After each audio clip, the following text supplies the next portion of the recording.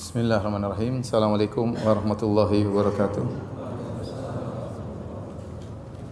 Innal hamdalillah nahmaduhu wa nasta'inuhu wa nastaghfiruhu wa natubu ilayh. Wa na'udzu billahi min shururi anfusina wa sayyiati a'malina. May yahdihillahu fala mudilla lahu wa may yudlil fala hadiya lahu. Asyhadu an la ilaha illallah wahdahu la syarika lahu wa asyhadu anna Muhammadan abduhu wa rasuluhu la nabiyya ba'dahu. Ya ayyuhalladzina amanu taqullaha haqqa tuqatih wa la tamutunna illa wa antum muslimun. Fa in asdaqal hadithi kitabullah wa khairal huda huda Muhammadin sallallahu alaihi wasallam. Wa syarral umuri muhdatsatuha wa kullu muhdatsatin bid'ah wa kullu bid'atin dhalalah wa kullu dhalalatin finnar. Hadirin hadirat yang dirahmati Allah Subhanahu wa taala, alhamdulillah puji dan syukur kita panjatkan kepada Allah Subhanahu wa taala atas segala limpahan karunia yang Allah berikan kepada kita. Salawat dan salam semoga tercurahkan selalu kepada junjungan kita Nabi Muhammad sallallahu alaihi wasallam dan juga kepada keluarganya serta seluruh sahabat beliau tanpa terkecuali. Pada sore hari ini kita akan mencoba membaca penjelasan para ulama ahli tafsir tentang surat Al-Mulk ya. Dan sebagaimana saya ingatkan ya, perkataan Al-Imam Ibnu Al-Qayyim rahimahullahu taala, qira'atu ayatin bitafakkurin wa tadabburin wa ta'aqqulin khairun min khatmah bila tafakkur bila tadabbur atau kama qala. Beliau berkata, membaca satu ayat dengan dipahami, dengan ditadaburi, ditafakuri ya, lebih baik daripada khatam Quran tanpa ditadaburi. Karena Al-Quran tujuannya adalah untuk ditadaburi. Dengan mentadaburi Al-Quran bertambah iman, bertambah pengetahuan. Membaca Al-Quran juga dituntut, tetapi mempelajari isinya juga lebih dituntut lagi ya. Dan sungguh indah di bulan Ramadan seperti ini kita mempelajari ayat-ayat Allah Subhanahu wa taala, dan pada kesempatan kali ini kita akan membahas tafsir dari surat Al-Mulk. Surat Al-Mulk ya disebut adalah surat Makkiyah, turun di waktu Nabi sallallahu alaihi wasallam sebelum berhijrah. Dan banyak hadis-hadis yang datang yang menyebutkan tentang keutamaan baca surat Al-Mulk, tetapi kebanyakannya hadisnya dhaif, kebanyakan hadisnya dhaif. Seperti hadis Rasulullah SAW bersabda, hiyal mani'ah hiyal munjiyah tunjihi min adzabil qabr, bahwasanya surat Al-Mulk adalah surat yang mencegah, surat yang menyelamatkan pembacanya dari azab kubur. Hadis ini kata Imam Tirmizi haditsun hasanun gharib. Hadis hasanun gharib, biasanya Imam Tirmizi mengatakan demikian pada hadis yang dhaif ya. Namun datang ya dua hadis yang saya dapati yang sampai pada derajat hasan ya. Di antaranya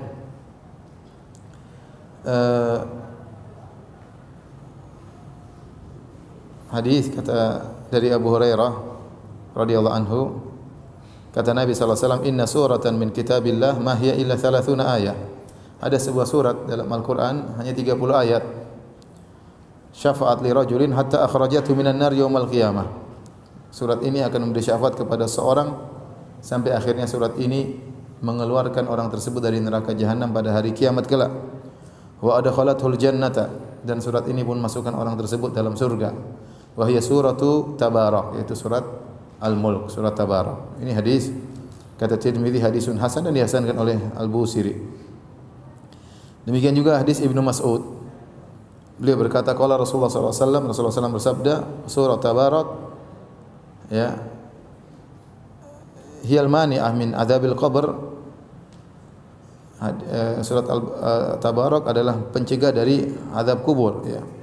Dan hadis ini dihasankan oleh Al-Munawi, Ibnu Hajar dan Al-Albani rahimahullahu taala. Namun tidak disebutkan harus dibaca tiap malam. Adapun yang disebutkan harus dibaca tiap malam hadisnya dhaif ya. Oleh karenanya surat Tabarak mencegah atau menyelamatkan seorang dari azab kubur, artinya seorang perhatian terhadap surat ini. Perhatian, sebagian perkataan sebagian ulama, ziyadatul ihtimam bi hadhihi surah, lebih perhatian terhadap surat ini bisa menyelamatkan dari azab kubur. Entah dia baca sering atau dia mengerti tafsirnya atau yang lainnya, intinya surat ini di antara salah satu pencegah dari azab kubur. Namun tidak disyaratkan harus dibaca setiap malam. Baik. Allah Subhanahu wa taala membuka firman-Nya, Tabarakalladzi biyadihil mulku wa huwa ala kulli syai'in qadir. Tabarak artinya ta'azama, ya, maha agung, dari al-barakah, dan al-barakah artinya katsura khairuhu, yaitu maha agung, zat yang begitu sempurna sifat-sifatnya, begitu banyak kebaikannya, yang di mana keagungannya dan kesempurnaan kebaikannya sampai kepada makhluknya. Oleh karenanya Allah memberikan keberkahan kepada makhluk-makhluk yang Allah pilih. Disebut Allah adalah wahibul barakah, Allah yang menentukan ini berkah itu berkah, terserah Allah Subhanahu wa taala. Tapi Allah zatnya sendiri adalah zat yang berkah, yang penuh dengan keagungan dan kesucian dan kebaikan. Dan yang menentukan suatu itu berkah atau tidak hanya Allah Subhanahu wa taala, karena Dia wahibul barakah, Dia yang menganugerahkan keberkahan kepada tempat yang Dia kehendaki, kepada waktu yang Dia kehendaki, kepada benda yang Dia kehendaki. Alladzi biyadihil mulku, yang di tangannya lah kerajaan, wa huwa ala kulli syai'in qadir, dan Dia maha kuasa atas segala sesuatu, yaitu mulku samawati wal ard fi dunya wal akhirah, yaitu kerajaan langit dan bumi di dunia pun di akhirat semua hanyalah milik Allah Subhanahu wa taala. Makanya Ibnu Abbas berkata, biyadihil mulku, di tangannya segala kerajaan, yu'izzu man yasha, Allah memuliakan siapa yang Allah kehendaki, wa yudhillu man yasha, dan Allah menghinakan siapa yang Dia kehendaki. Ya, yuhyi wa yumit, Allah yang menghidupkan mematikan, wa yughni wa yufqir, Allah menjadikan kaya, Allah menjadikan miskin, wa yu'ti wa yamna, Allah memberi anugerah dan Allah menahan. Semuanya hanya dikuasai oleh Allah Subhanahu wa taala. La mani'a lima a'tait wa la mu'tiya lima mana'ta. Tidak ada yang bisa mencegah kalau engkau sudah memberi anugerah, dan tidak ada yang bisa memberi kalau kau sudah mencegah. Jadi semua alam semesta ini di bawah kekuasaan Allah Subhanahu wa taala, ya. Wa huwa ala kulli syai'in qadir, Allah tutup dengan di akhir ayat tersebut, dan Dialah maha kuasa atas segala sesuatu, ya, karena kerajaan ini milik Allah, dan Allah yang berkuasa menjalankan segala sesuatu dalam kerajaan ini. Tidak ada satupun yang keluar dari kehendak Allah Subhanahu wa taala. Kemudian kata Allah Subhanahu wa taala, "Alladzi khalaqal mauta wal hayata liyabluwakum ayyukum ahsanu amala." Dan Dialah Allah yang menciptakan kematian dan menciptakan kehidupan. Di sini para ulama mengatakan kematian diciptakan sebagaimana kehidupan diciptakan. Kematian itu bukan tidak adanya kehidupan, ya. Tetapi kematian itu proses perpindahan dari kehidupan dunia menuju alam yang lain. Karena kematian itu diciptakan. Jadi dia bukan amrun adami, tapi dia amrun wujudi. Bukan perkara yang tidak ada, tapi kematian itu perkara yang ada. Diciptakan oleh Allah Subhanahu wa taala. Yaitu berpindahnya seorang dari alam dunia menuju alam barzakh. Itu namanya kematian. Bukan kematian itu suatu yang tidak ada, tapi dia ada. Makanya Allah mengatakan alladzi khalaqal mauta, yang menciptakan apa? Kematian. Makanya di sini dalam hadis pada hari kiamat kelak didatangkan kematian dalam bentuk kambing, kemudian disembelih di antara penghuni surga dan di antara penghuni neraka jahanam. Maka sebagian salaf menafsirkan hari itu adalah hari yang paling membahagiakan bagi penghuni surga, karena mereka tahu mereka tidak bakalan mati. Dan hari tersebut adalah hari yang paling mengerikan bagi penghuni neraka saat itu, karena mereka tahu mereka tidak bakalan mati dalam neraka jahanam. Khuludun la mauta fih. Wahai penghuni surga, kekekalan, tidak ada kematian. Wahai penghuni neraka, kekekalan, tidak ada kematian. Jadi yang benar, kematian itu suatu yang diciptakan oleh Allah Subhanahu wa taala dan akan dihadirkan oleh Allah pada hari kiamat dalam bentuk seekor kambing yang disembelih di antara penghuni neraka dengan penghuni surga. Makanya Allah mengatakan alladzi khalaqal mauta wal hayata, yang menciptakan kematian dan menciptakan kehidupan. Apa tujuan Allah menciptakan kematian dan kehidupan? Liyabluwakum ayyukum ahsanu amala, untuk menguji kalian mana di antara kalian yang terbaik amalannya, ya. Jadi kematian, kehidupan, kematian ini adalah untuk sebagai ujian bagi manusia yang mengalami mati dan hidup. Jadi di sini kita sadar bahwasanya kita diciptakan di atas muka bumi ini memang untuk diuji, ya. Orang tidak mungkin keluar dari medan ujian. Selama dia hidup di dunia, dia akan diuji oleh Allah Subhanahu wa taala. Karena Allah memang menciptakan kehidupan dan kematian untuk menguji manusia. Maka tidak seorang pun terlepas dari namanya ujian. Ya, ujian kalau datang menerpa siapa saja, baik si miskin maupun si kaya. Apakah rakyat jelata dan juga pejabat maupun presiden, mereka juga diuji. Ya, ya, semuanya diuji. Jangan disangka hanya orang miskin aja yang diuji. Ya, orang kaya juga diuji. Jangan disangka hanya miskin aja yang mencret, orang kaya juga apa? Mencret. Ya. Jangan disangka rakyat jelata aja yang mencret saja, presiden juga mencret. Raja juga sakit perut sama. Ya. Ya, kepala mereka juga pening, terkadang kepala mereka lebih pening daripada rakyatnya. Oleh karenanya kehidupan ini tidak lepas dari namanya ujian. Ya. Untuk apa? Untuk mengetahui ayyukum ahsanu amala. Mana di antara kalian yang paling terbaik amalannya. Ya. Dan ini banyak tafsiran di kalangan para salaf. Ada yang mengatakan yang paling banyak mengingat kematian. Ayyukum ahsanu amala, yaitu yang paling banyak mengingat kematian. Ya. Aktsarukum dzikran lil maut. Yang terbaik adalah orang paling cerdas, ada yang paling banyak mengingat kematian. Ya. Waktu Nabi ditanya, manil aqyas, ya.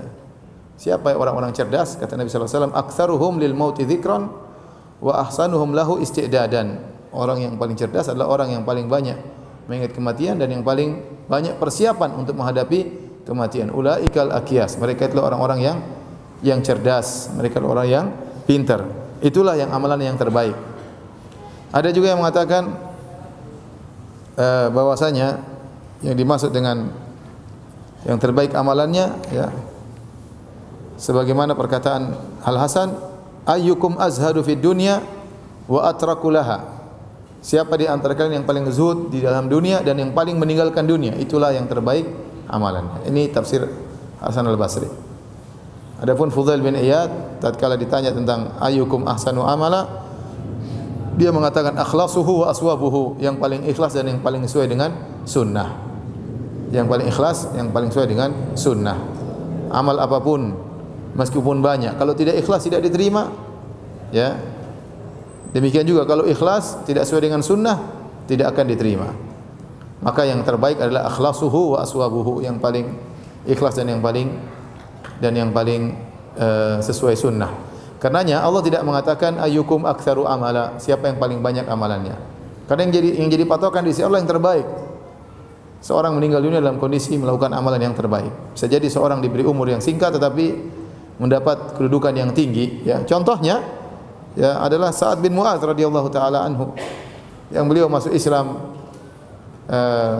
sekitar sebelum Nabi berhijrah, sekitar setahun atau 2 tahun sebelum Nabi berhijrah, setahun sebelum Nabi berhijrah, kemudian dia meninggal tahun 5 atau 6 Hijriah.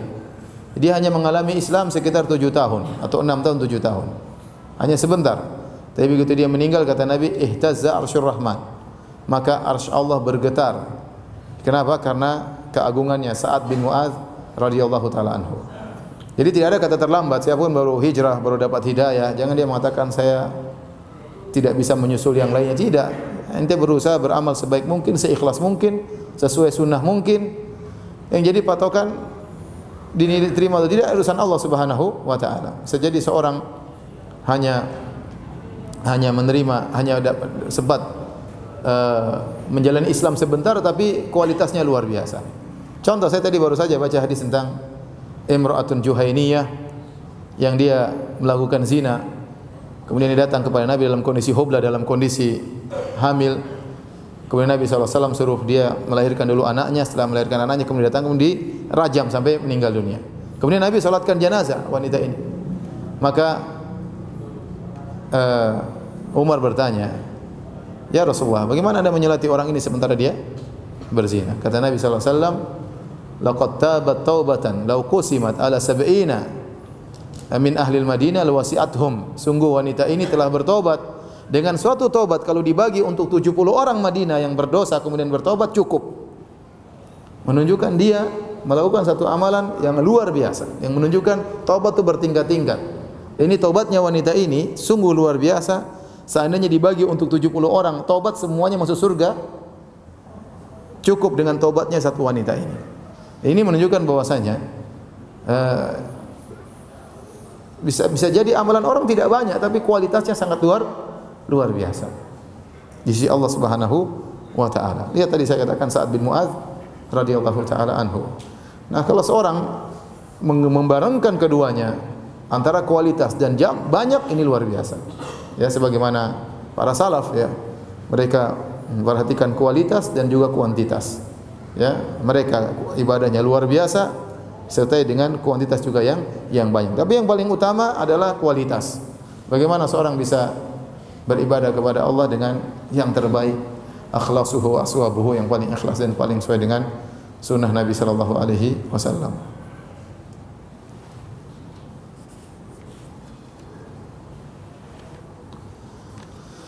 Baik. Allah Subhanahu wa taala wa huwal azizul ghafur. Dialah Maha kuasa dan juga Maha pengampun, memaafkan bagi orang yang bertobat kepadanya. Kemudian Allah lanjutkan firman Allah, alladzi khalaqa sab'a samawatin tibaqa, yang telah menciptakan langit 7 tingkatan. 7 tingkatan ini ada dua pendapat di kalangan para ulama. Ada yang mengatakan 7 tingkatan, seperti disebut oleh Ibnu Katsir rahimahullah taala, 7 tingkatan yang maksudnya dengan tebal, yang setelah langit pertama langsung langit kedua, langsung langit ketiga. Tidak ada jeda, tidak ada khala. Istilahnya kita tidak ada jeda antara langit pertama dan kedua. Begitu seorang selesai dari langit ke-1 dia akan masuk langit kedua. Ini pendapat. Jadi as-samawat mutawasilat, itu bersambung, tidak terputus, tidak ada jeda di antara langit yang satu dengan langit yang lain. Jarak langit 500 tahun perjalanan, dan begitu selesai langit pertama langsung masuk ke langit yang kedua. Ini menunjukkan alam semesta sangat luas.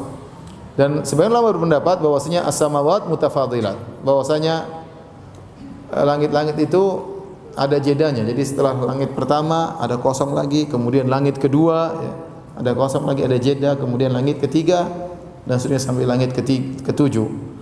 Dan Ibnu Katsir rahimahullah lebih cenderung kepada pendapat yang kedua. Intinya langit disusun oleh Allah bertingkat-tingkat.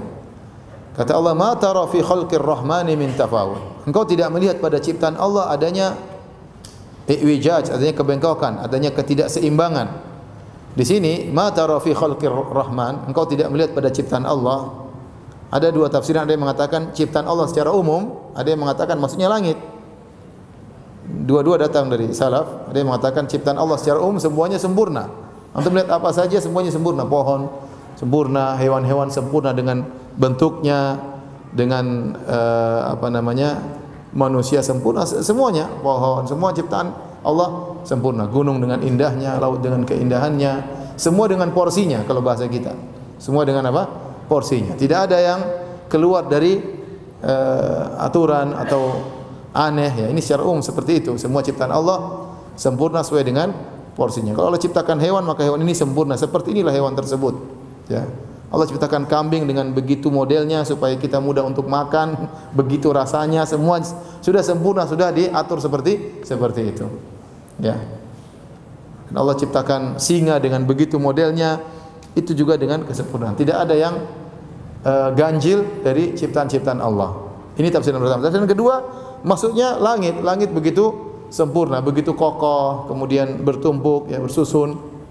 Kemudian begitu banyak yang diletakkan di langit. Semua sempurna. Kau tidak melihat ada keganjilan, kebengkokan dalam ciptaan-ciptaan Allah. Farji'il basar hal tara min futur. Ini pendapat kedua mengatakan yang dimaksud dengan tidak ada kepincangan maksudnya langit, bukan seluruh makhluk. Tapi dua-duanya tafsiran benar. Sering saya sampaikan, asalnya khilaf dalam ilmu tafsir adalah khilaf tanawu. Hukum asal khilaf dalam tafsir adalah khilaf tanawu, yaitu khilaf yang tidak kontradiktif, hanya sekedar berbeda contoh. Berbeda dengan masalah fikih. Hukum asal dalam masalah fikih khilaf adalah khilaf tadad. Satu bilang wajib, satu bilang khilaf kontradiktif. Satu bilang sunnah, satu bilang wajib. Satu bilang sunnah, satu bilang bid'ah. Ya, misalnya. Ya. Jadi hukum fikih biasanya khilafnya kontradiktif.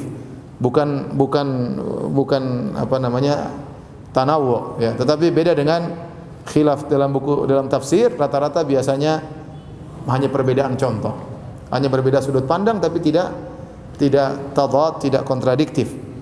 Saya katakan tadi, pendapat pertama mengatakan ma tara fi khalqir rahmani min tafawut. Engkau tidak melihat dalam ciptaan Allah ada keganjilan. Ini pendapat pertama. Pendapat kedua, engkau tidak melihat pada langit yang Allah ciptakan ada keganjilan.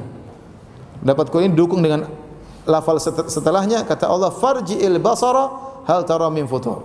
Kembalikan pandanganmu dan lihat ke langit. Apakah ada belahan di langit? Apakah ada bolong di langit? Ya. Jadi seakan-akan yang Allah ajak bicara dari konteks dari awal sampai akhir tentang masalah apa? Langit.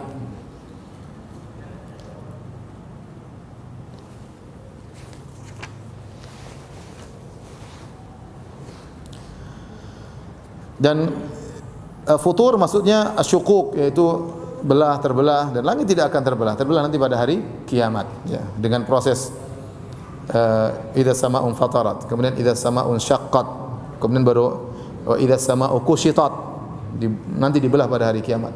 Infitar awal terbelah, kemudian insyaqqat belahnya lebih besar lagi, kemudian wa idza sama'u kushitat dilepas langit tersebut dari tempatnya. Adapun sebelum hari kiamat maka langit sempurna kokoh ya. Ya, di atas kita langit itu kokoh, tidak ada bolongannya sama sekali ya. Sama sekali tidak ada bolongan. Kemudian kata Allah Subhanahu wa taala, "Tsumma irji'il basara karrataini yanqalib ilaikal basaru khasi'an wa huwa hasir." Kemudian balikkan lagi pandanganmu, coba lihat lagi. Ada yang mengatakan lihat 2 kali, ada yang mengatakan maksudnya ulang-ulang lihat, coba bolak-balik. Allah mengatakan demikian karena memang langit tidak ada cacatnya langit. Sempurna penciptaan Allah Subhanahu wa taala. Padahal dia menahan beban-beban yang begitu berat. Planet, matahari, rembulan, bintang-bintang. Tapi sama sekali tidak ada kerusakan sama sekali. Jutaan tahun, entah ribuan tahun ya. Tapi kokoh selalu. Makanya Allah mengatakan lihatlah ya. Coba lihat, tsummarji'il basara karratain. Ulangi penglihatan. Ulang lagi ketiga kali, keempat kali, coba lihat.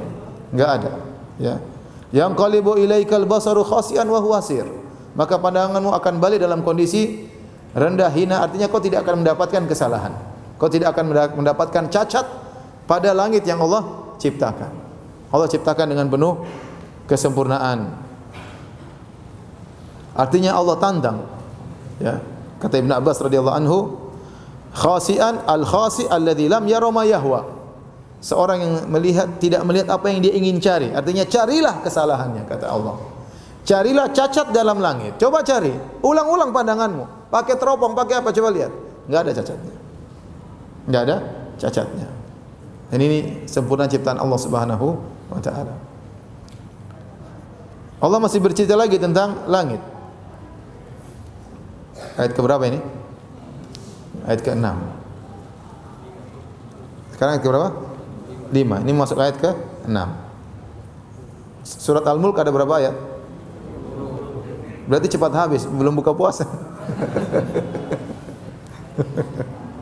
Mau cepat-cepat mau lama-lama?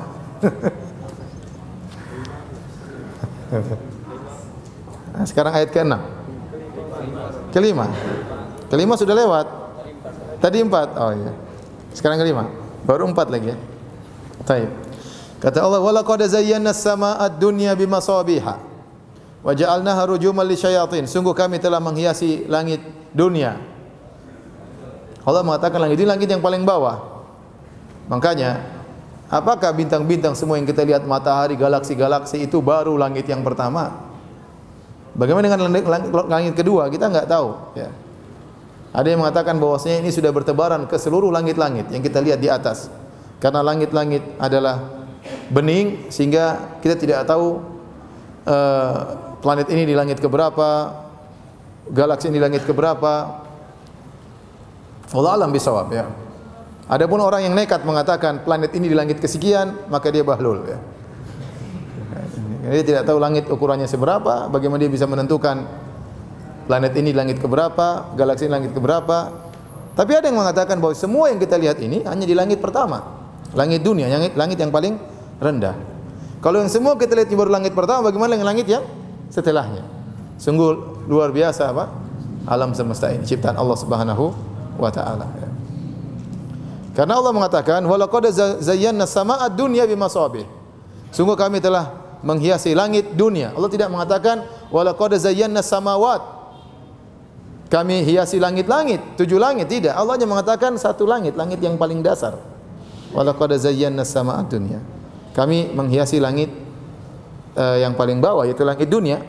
Dunia artinya yang paling bawah. Ya, bimasabih, dengan bintang-bintang.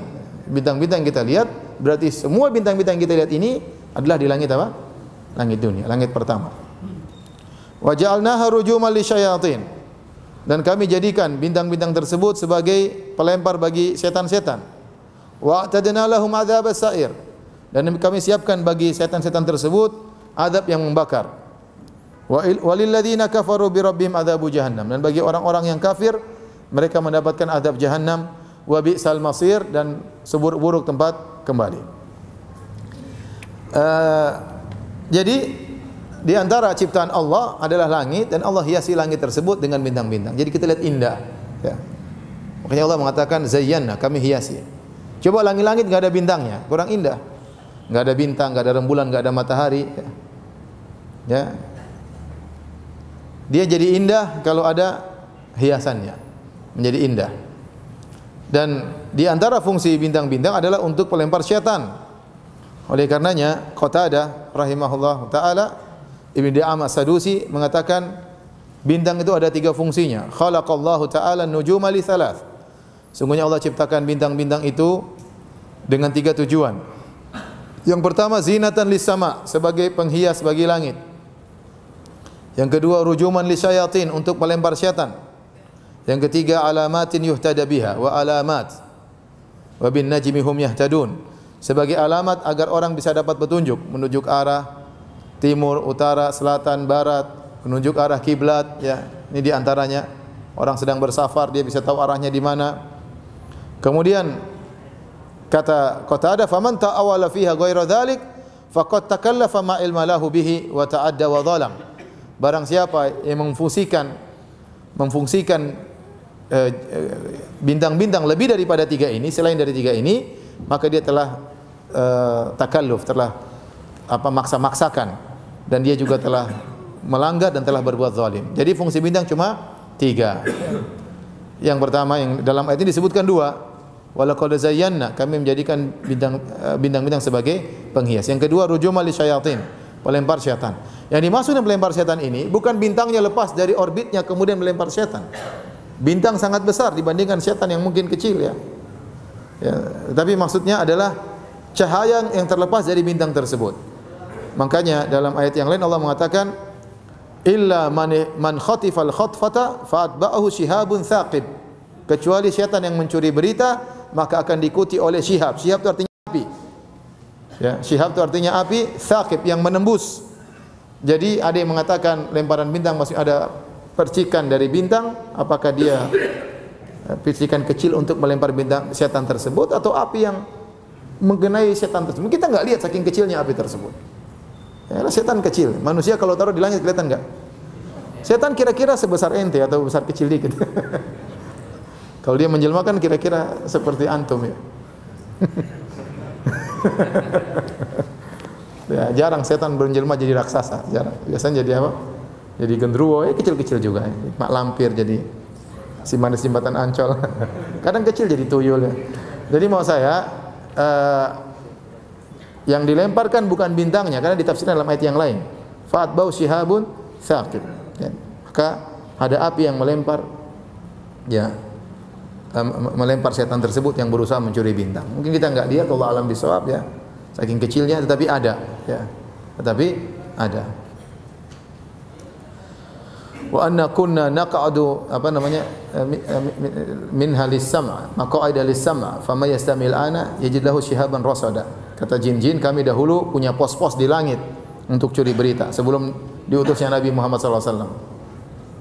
Maq'ida lis-sam', kami punya pos-pos, pos di sana, pos di sini untuk dengar curi-curi berita kapan malaikat berbicara tentang masa depan.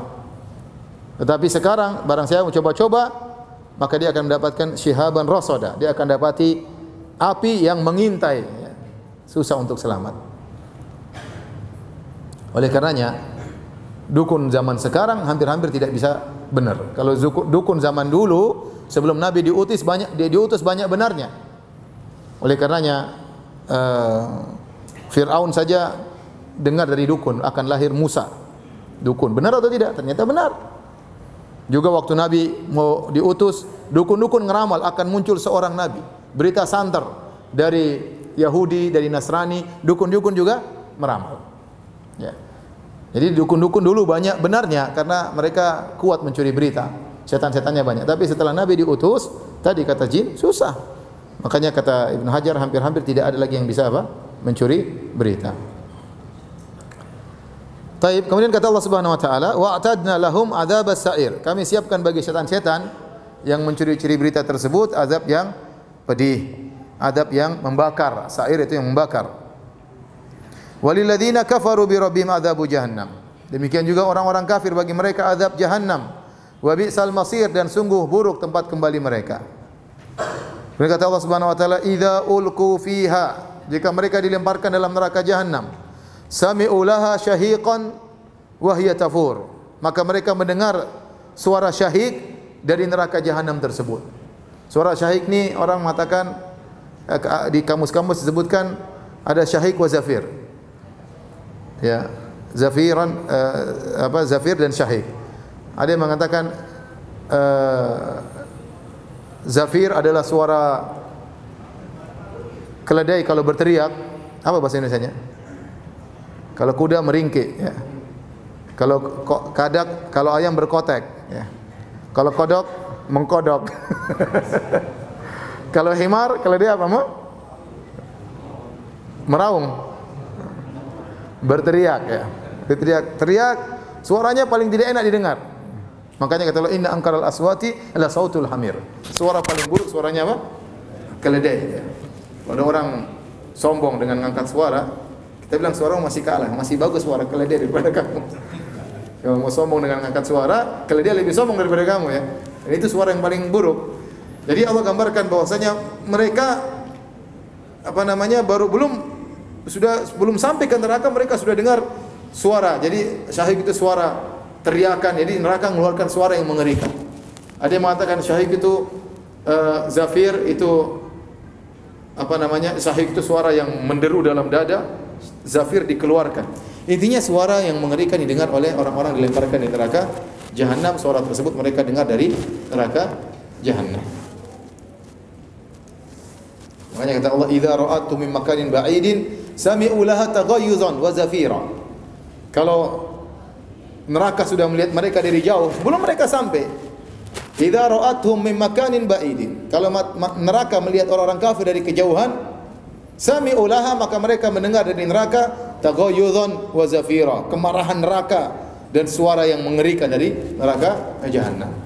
Jadi dari jauh sudah mendengar suara yang mengerikan. Ibarat kalau kita di hadapan singa terus singanya udah. Ada kawan cerita, dia pergi di hutan, dia bawa jeep, bawa senjata lengkap. Di tengah hutan dia ketemu macan. Begitu macannya, bung, kata dia saya langsung lemas. Itu macan punya karismatik luar biasa. Lemas langsung, enggak punya kekuatan sama sekali. Menderungnya siapa? Macan itu, ya. Itu baru macan. Belum kalau neraka jahanam. Waliyadzubillah, ya. Idza ulqu fiha sami'u laha syahiqan wa hiya tafur. Tafur itu tagli, yaitu nyala apinya berkobar. Kalau air mendidih namanya tafur. Al-ma' yafur. Kalau api berarti apinya berkobar-kobar. Mengerikan. Suaranya mengerikan, kemudian pemandangan juga sangat mengerikan. Kata Allah Subhanahu wa taala, takadu tamayyazu minal ghaiz. Hampir-hampir neraka tersebut terpecah-pecah. Ingin loncat itu makan orang tersebut, orang kafir tersebut. Hampir terpecah, tamayyiz itu terpecah-pecah. Ya, karena saking marahnya kepada orang-orang kafir yang di hadapannya. Ya, ingin segera menerkam orang-orang kafir tersebut. Kata Allah, kullama ulqiya fiha faujun. Setiap kali dilemparkan fauj sekelompok. Ini menunjukkan sebagian orang dilemparkan langsung sekelompok. Mungkin Yahudi langsung terus. Nasrani langsung apa? Ya. Langsung dilempar sekelompok. Ateis langsung apa? Kelompok ya. Koruptor apa? Makanya Allah mengatakan uhsyurul ladzina dzalamu wa azwajahum. Kumpulkan orang zalim dan azwajahum, yaitu yang berkelompok-kelompok. Sesuai dengan kemaksiatan mereka dikumpulkan oleh Allah Subhanahu wa taala. Jadi mereka jatuh. Ada yang memang dari awal sudah dilemparkan dalam neraka jahanam, ada yang digait oleh kalali ya, oleh khazanatu an-nar, mengkait orang-orang kafir dilemparkan ke neraka jahanam. Kullama ulqiya fiha faujun sa'alahum khazanatuha. Setiap kali dilemparkan sekelompok serombongan manusia ke dalam neraka jahanam, sa'alahum khazanatuha, maka mereka ditanya oleh penjaga neraka, alam ya'tikum nadhir? Bukankah telah datang kepada kalian rasul pemberi peringatan? Pemberi peringatan atau yang mewakilinya para dai yang memberi peringatan kepada mereka. Kata mereka qalu bala, ya, tentu kata mereka. Seperti kata Allah, wasiqal ladzina kafaru ila jahannam zumara hatta idza ja'uha futihat abwabuha wa qala lahum khazanatuha alam ya'tikum rusulun minkum yatluna 'alaikum ayati rabbikum wa yunzirunakum liqa'a yaumikum hadha qalu bala.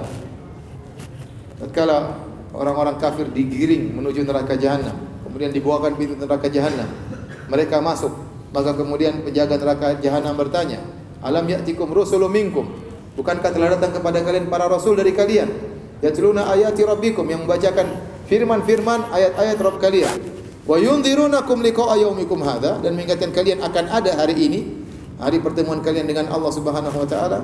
Qalu bala, mereka tidak bisa mengingkari, kata mereka, iya, jelas, kami dulu diberi peringatan. Sama di sini waktu ditanya, alam ya'tikum nadhir? Bukankah telah datang peringatan, pemberi peringatan bagi kalian? Qalu bala, kata mereka, tentu, benar. Qad ja'ana nadhirun fakadzdzabna. Telah datang memberi peringatan kepada kami dan kami dustakan dia. Wa qulna ma nazzalallahu min syai', dan kami katakan Allah tidak turunkan sama sekali, tidak mengirim rasul, Allah tidak turunkan ayat. Kau hanyalah pendusta wahai rasul. In antum illa fi dhalalin kabir. Sungguhnya kalian sedang berada dalam kesesatan yang nyata.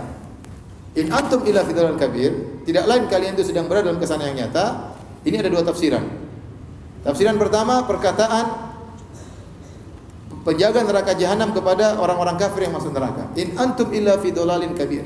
Sungguhnya kalian dalam kesesatan yang nyata, menolak para rasul, mendustakan para rasul. Kalian dalam kesesatan yang nyata dan sekarang kalian akan dalam neraka jahanam. Ini tafsiran pertama. Tafsiran kedua, itu perkataan mereka kepada para rasul dahulu. Ya.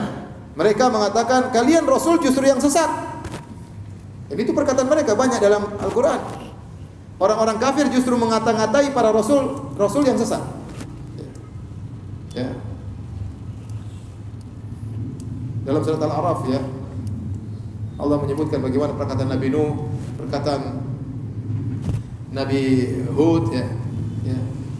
Laisa bi dhalalatun walakinni rasulun min rabbil alamin. Wahai kaumku, aku tidak sesat, tapi aku utusan dari Allah. Kenapa? Karena mereka menuduh nabi tersebut sesat. Dan itu juga yang dialami oleh Nabi Muhammad sallallahu alaihi wasallam. Mereka menuduh Nabi Muhammad sebagai nabi yang sesat. Makanya kata Allah, wa idza ra'auka iyattakhidunaka illa huzwan ahadha alladhi ba'atha Allahu rasula in kada la yudhilluna an alihatina laula an sabarna 'alaiha wa sawfa ya'lamuna hina yarawna al'adzaba man adallu sabila. Jika mereka melihat engkau wahai Muhammad, mereka berkata, mereka hanya mengejek Nabi Muhammad sallallahu alaihi wasallam. Mereka berkata, ahadha alladhi ba'atha Allahu rasula, inikah rasul yang diutus oleh Tuhan? Masa rasulnya begini? In kada la yudhilluna an alihatina, hampir-hampir Muhammad ini sesatkan kita kalau bukan kita bersabar dalam kesyirikan. Jadi mereka menuduh Nabi Muhammad apa? Sesat. Makanya Allah mengatakan, wa sawfa ya'lamuna hina yarawna al-'adzaba man adallu sabila. Nanti pada hari kiamat mereka kelak tatkala mereka melihat azab, baru mereka tahu siapa yang lebih sesat. Ternyata mereka yang sesat. Jadi in antum illa fi dhalalin kabir, di antara tafsiran Yaitu adalah ejekan. Ejekan orang-orang musyrikin kepada para nabi. Kalian yang sesat wahai para nabi, ngapain dakwah kami kalian yang sesat?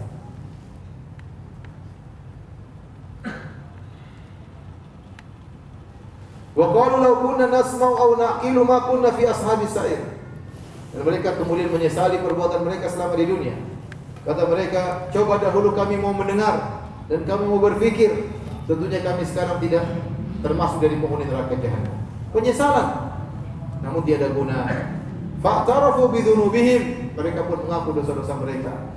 Mereka meles, mereka sedih, kami ngaku kami salah, tapi tidak ada faedahnya. Fasuhqan li ashabis sa'ir. Jauhlah mereka dari rahmat Allah bagi mereka penghuni neraka jahanam. Terlambat. Penyesalan mereka sudah tiada guna. Seandainya penyesalan tersebut sebelum mereka meninggal dunia, tentu mereka akan selamat, akan tapi mereka menyesal setelah mereka dalam neraka jahanam. Baik. Ayat keberapa sekarang? 12. Kata Allah Subhanahu wa taala, "Innal ladzina yakhshawna rabbahum bil ghaibi lahum maghfiratun wa ajrun kabir." Sungguhnya orang-orang yang takut kepada Rabb mereka bil ghaib. Bil ghaib maksudnya ada beberapa tafsir, nanti akan menjelaskan. Lahum maghfiratun wa ajrun kabir, bagi mereka ampunan dan bagi mereka pahala yang besar. Apa maksud ayat ini? Maksudnya ini secara umum ada dua pendapat. Yang pertama, maksudnya innal ladzina yakhshawna rabbahum bil ghaib. Sungguhnya orang yang takut kepada Rabb mereka bil ghaib dengan hal-hal yang ghaib. Ini tafsir yang pertama. Maksudnya takut dengan hal-hal yang ghaib yang sudah Allah kabarkan. Takut dengan alam barzakh, dia takut.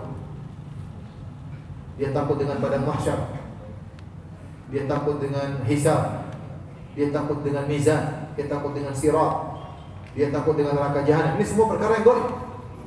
Ini salah satu tafsiran.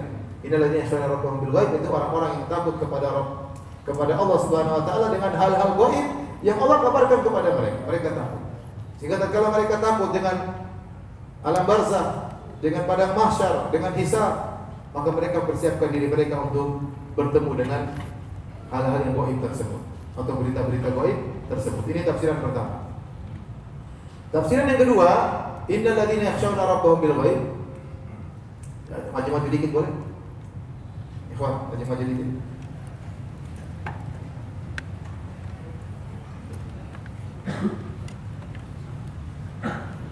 Depan belakang waktu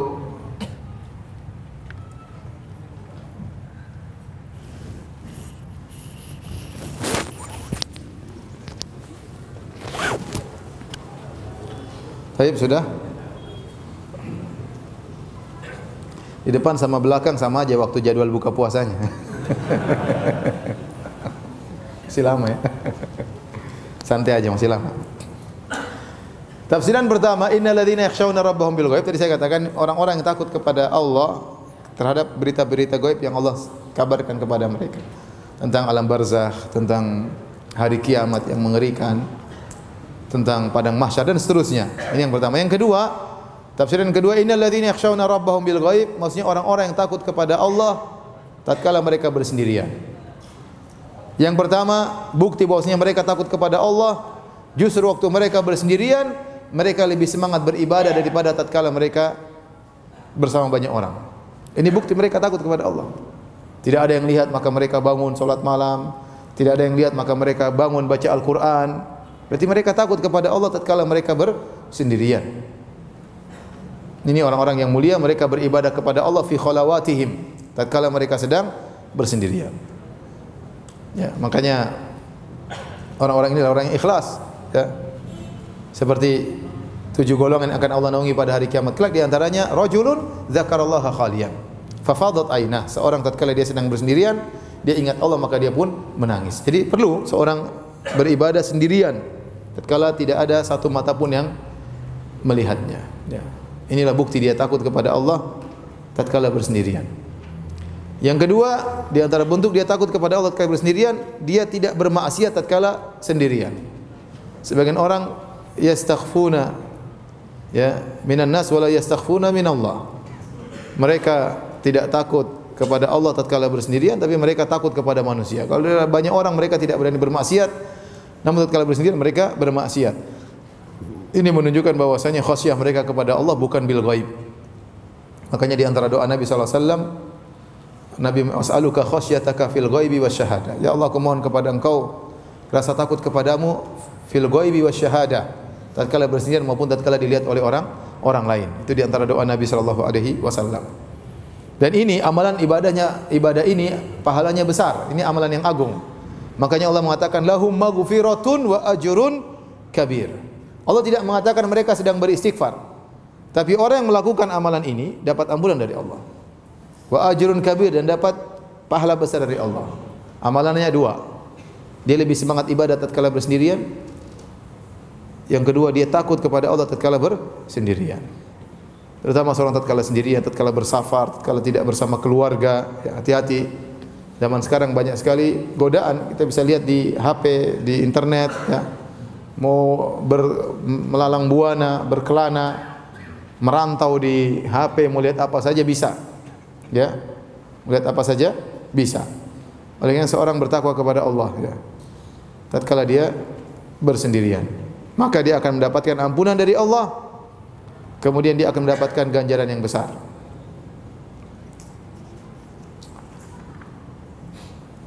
Kemudian kata Allah Subhanahu wa taala, "Wa asirru qaulakum aw ijharu bih. Innahu alimun bidzatis sudur." Bisik-bisiklah kalian dalam berbicara, aw ijharu bih, atau dengan keras-keras berbicara. Ini artinya mereka orang-orang musyrikin, mereka bisik-bisik mencela Nabi.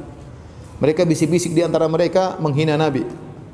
Maka Allah mengatakan wa asirru qaulakum aw ijharu bi. Apa kalian bisik-bisik? Asirru qaulakum aw ijharu bi, atau kalian terang-terangan berbicara, sama saja bagi Allah. Kata Allah, innahu alimun bidzatis sudur. Allah mengetahui isi hati manusia. Jangankan bicara kalian, isi hati kalian saja Allah tahu. Apalagi yang kalian apa? Ucapkan. Isi hati kalian saja Allah tahu, apalagi yang kalian ucapkan. Kenapa Allah mengatakan ala ya'lamu man khalaq? Bukankah yang menciptakan tahu tentang dia yang dia ciptakan? Allah yang menciptakan kalian, Allah yang menciptakan isi hati kalian. Allah tahu isi hati kalian, Allah yang menciptakan lisan kalian. Allah tahu bisik-bisik kalian. Ala ya'lamu man khalaq. Jangankan bisikan kalian, isi hati kalian yang belum terungkapkan, Allah pun tahu. Kenapa? Ala ya'lamu man khalaq, karena Allah tahu tentang apa yang dia ciptakan. Kemudian kata Allah Subhanahu wa taala, wa huwal latiful khabir, dan dialah Maha lembut dan Maha al-khabir, Maha mengetahui. Hadirin hadirat Allah Subhanahu wa taala, kita bicara sedikit tentang al-latif al-khabir. Al-latif al-khabir. Sebelum kita bicara al-latif, kita bicara al-khabir. Apa itu al-khabir? Al-khabir dalam bahasa Arab artinya dzu khibrah, yaitu yang punya keahlian. Kalau kita bicara tentang manusia, orang tidak dikatakan khabir kecuali dia belajarnya mendalam, bukan hanya sekedar tahu sekilas, tidak, benar dia mendalami, bahkan mungkin dia mengadakan eksperimen-eksperimen, penelitian, dia tahu betul seluk-beluknya, luar dalamnya dia ngerti, sampai dia dikatakan khabir. Kalau bahasa Indonesia namanya pakar. Apa? Pakar. Ini pakar apa? Ini pakar mobil. Dia tahu betul, oh ini penyakitnya gini, ngerti isinya apa, ini karena penyakit, dia ngerti semuanya. Ya. Satunya lagi pakar apa? Pakar bakso misalnya, dia bakso gini. Satunya pakar janda, bahaya. Jadi khabir itu pakar, kalau bahasa kita pakar, ahli. Dan dia lebih spesifik daripada al-alim, kata para ulama. Ada al-alim, al-khabir, al-syahid, ini beda-beda. Tapi al-khabir lebih spesifik daripada al-alim, yaitu dia mengetahui secara detail. Makanya kalau Allah mengatakan wa huwa alimun wa huwa innallaha khabirum bima ta'malun, sungguhnya khabir tentang apa yang kalian lakukan, tentang amal perbuatan kalian. Kalau mengatakan khabir bima ta'malun, Allah khabir tentang apa yang kalian lakukan, artinya Allah tahu bagaimana amal kalian, bagaimana proses terjadinya amalan kalian, apa latar belakang kalian melakukan amalan tersebut, dan bagaimana sesudah amalan tersebut, Allah tahu seluruhnya secara detail. Secara detail. Itu disebut dengan apa? Khabir. Khabir. Makanya tatkala Allah sebut khabir, Allah hanya bukan hanya khabir tentang amal seseorang, bahkan Allah khabir tentang dosa seseorang. Makanya kata Allah Subhanahu wa taala, ya, wa kafa bi rabbika bi dzunubi ibadihi khabiran basira. Cukuplah Allah Subhanahu wa taala khabir dengan dosa-dosa hamba-hambanya.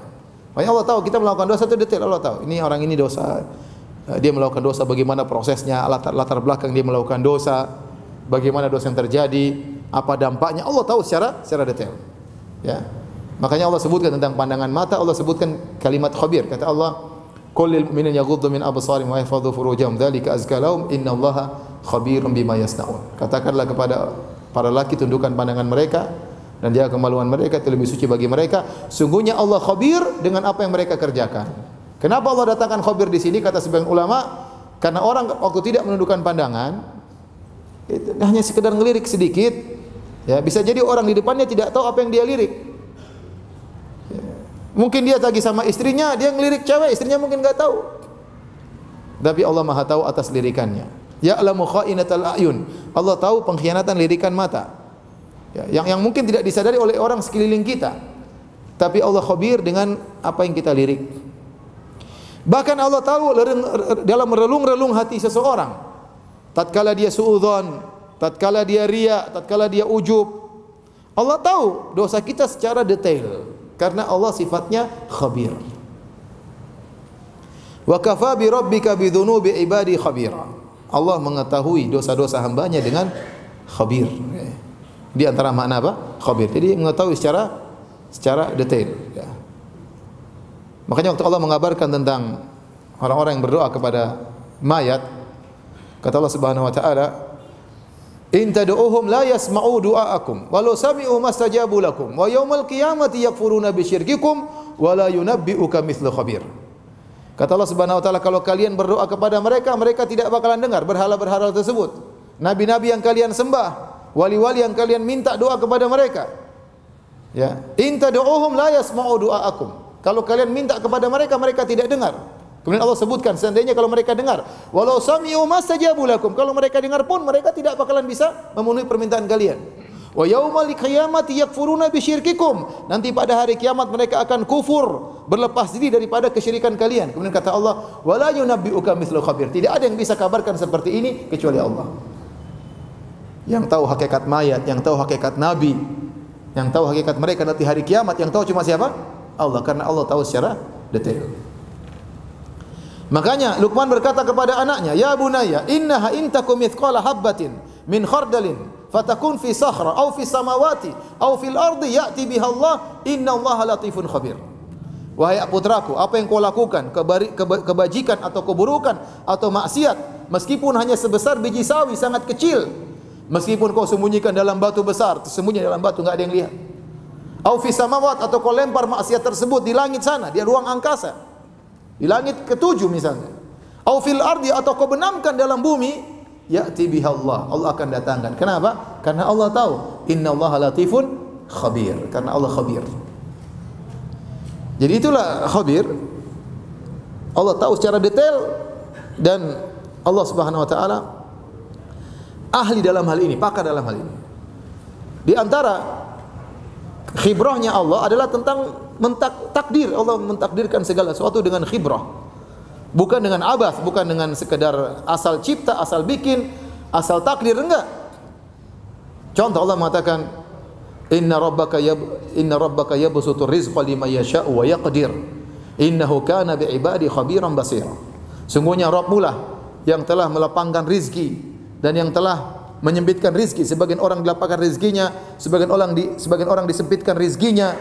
Kenapa? Allah tidak asal-asalan, tidak. Kata Allah, innallaha kana bi'ibadi khabiran basira. Allah itu khabir, Allah tahu mana yang lebih maslahat kepada hambanya. Ini yang cocok, dia pantas untuk miskin, dia pantas untuk kaya. Allah tahu.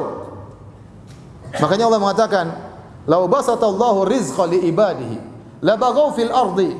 Seandainya Allah lapangkan rizki kepada semua orang, maka mereka akan melampaui batas di atas muka bumi. Ini ada yang minum khamar, ada yang ini macam-macam, karena kaya terus, semuanya kaya. Makanya tidak semua dikasih kaya oleh Allah Subhanahu wa taala. Walakin yunazzil biqadari ma yasha. Tetapi Allah turunkan rezeki sesuai dengan ukuran yang Allah kehendaki. Kata Allah, innahu biibadihi khabirun basir. Karena Allah khabir terhadap hamba-hambanya. Maka kalau kita tahu bahwasanya Tuhan kita ini khabir, ahli, pakar, maka ini memudahkan kita untuk bersabar tatkala kita terkena musibah, melihat suatu kejadian, kita tahu yang menciptakan ini semua ini adalah pakar. Dia tidak bikin sembarangan, dia ada hikmahnya, dia tahu aturannya. Dia tahu kapan dia turunkan ini, kapan dia timpakan musibah ke sini, kapan dia beri bencana di sana, dia sudah Maha tahu. Kapan kita dibikin sakit, kapan kita dibikin susah, kapan kita dibikin senang, Allah yang tahu semuanya. Ya.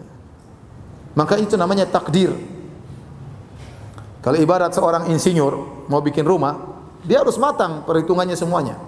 Dia ukuran ini begini, materialnya sekian baru dia bikin rumah jadi sesuai dengan yang dia kehendaki. Insinyur itu hebat. Nah, Allah sebelum menciptakan alam semesta Allah sudah takdirkan semuanya. Allah sudah tahu bagaimana ceritanya, apa yang terjadi semuanya, tidak ada yang abas, tidak ada yang sia-sia. Afa hasibatum annama khalaqnakum abatha? Apa kalian menyangka kami menciptakan kalian dalam kondisi hanya sekedar main-main saja? Tidak. Jadi dengan kita tahu Allah khabir, kita terima dengan takdir Allah, kita tahu bahwasanya ini semua sudah ditakdirkan sesuai dengan kadar yang Allah kehendaki. Ini makna khabir. Adapun latif, latif kalau kita bahasa Arabnya ya maha lembut. Maksudnya apa? Maha lembut. Allah Subhanahu wa taala mengetahui, kata Ibnu Qayyim, latif ini dimaknakan dengan dua. Yang pertama maknanya seperti khabir, mengetahui perkara-perkara yang detail sampai secara detail, lengkap bagaimana sesuatu tersebut. Yang kedua, latif maksudnya Allah menyampaikan kepada hamba-hambanya kemaslahatan-kemaslahatan yang tidak disadari oleh para hamba, min haitsu la yash'urun, tapi mereka sadari. Makanya ucapan ini diucapkan Nabi Yusuf alaihissalam. Waktu Nabi Yusuf ketemu dengan kedua orang tuanya setelah terpisah, ada yang mengatakan belasan tahun, ada yang mengatakan 40 tahun, ada yang mengatakan 80 tahun baru ketemu dengan Nabi Yakub. Kemudian Nabi Yusuf cerita, "Ya abati hadza ta'wilu ru'yaya min qablu qad ja'alaha rabbi haqqan. Wa qad ahsana bi id akhrajani minas sijn wa jaa'a bikum minal badwi min ba'di an nazaga syaitanu baini wa baina ikhwati. Inna rabbi latiful lima yasha."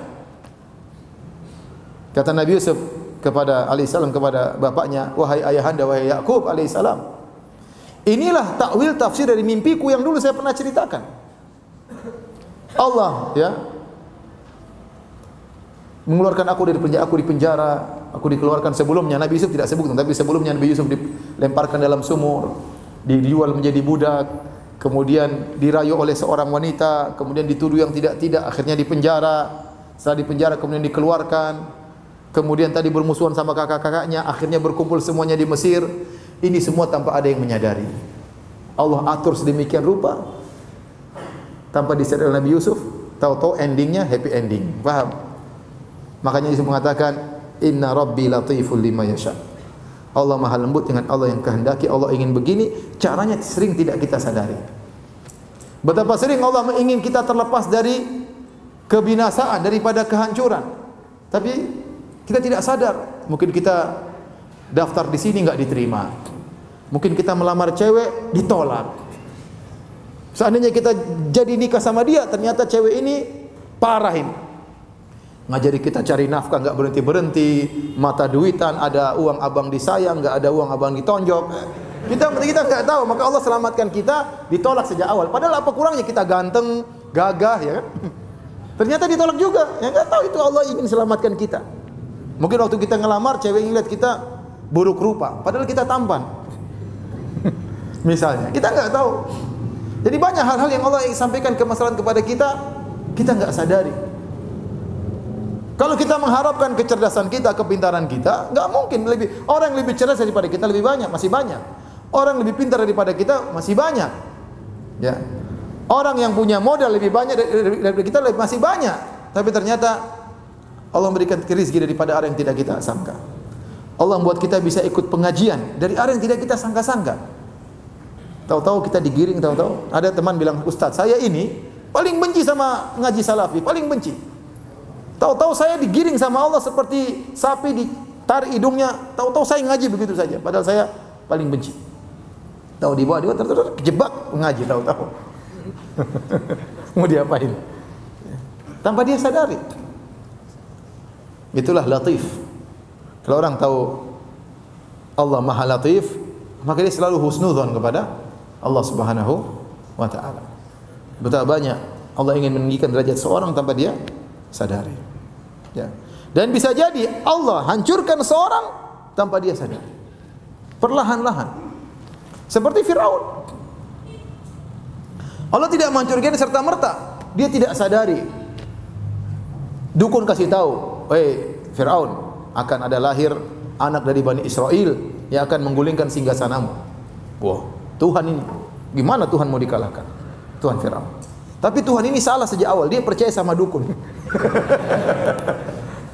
Akhirnya dia cari orang untuk didata semua yang mengandung semua didata. Di sensus, siapa yang ngandung semua. Oh, itu berapa bulan, nanti mau melahirkan ditungguin sama algojonya. Begitu lahir laki-laki dulu nggak ada USG. Jadi begitu laki-laki langsung sembelih. Begitu laki-laki langsung sembelih. Subhanallah. Musa lahir, ibunya nggak terlalu besar perutnya, lahir tidak ada yang tahu, lewat dari sensus, tidak terkena sensus. Kemudian diletakkan anaknya mengalir sungai Nil. Kemudian ternyata dilihat oleh istrinya Firaun. Kebetulan istri Firaun tidak punya anak, pingin punya anak, ada anak dibuang, dia sayang, subhanallah. Ini siapa yang ngatur? Allah Subhanahu wa taala. Kalau kita bilang kebetulan, padahal bukan kebetulan, memang sudah diatur. Dia pun ambil, kemudian Firaun lihat kok warna kulitnya coklat seperti Bani Israel. Bunuh saja. Kata istrinya, jangan Mas. Jadi kita jadikan anak angkat. Ya, akhirnya Firaun sayang sama Musa, bayangkan. Bayangkan, semuanya sudah diatur. Kebetulan Firaun yang biasanya sangar nurut sama istrinya. Saya sering bilang, kalau Firaun saja nurut sama istrinya, apalagi ente yang. Jadi akhirnya dia pun membangkang kepada istrinya. Disebut istri ini namanya Asia binti Muzahim.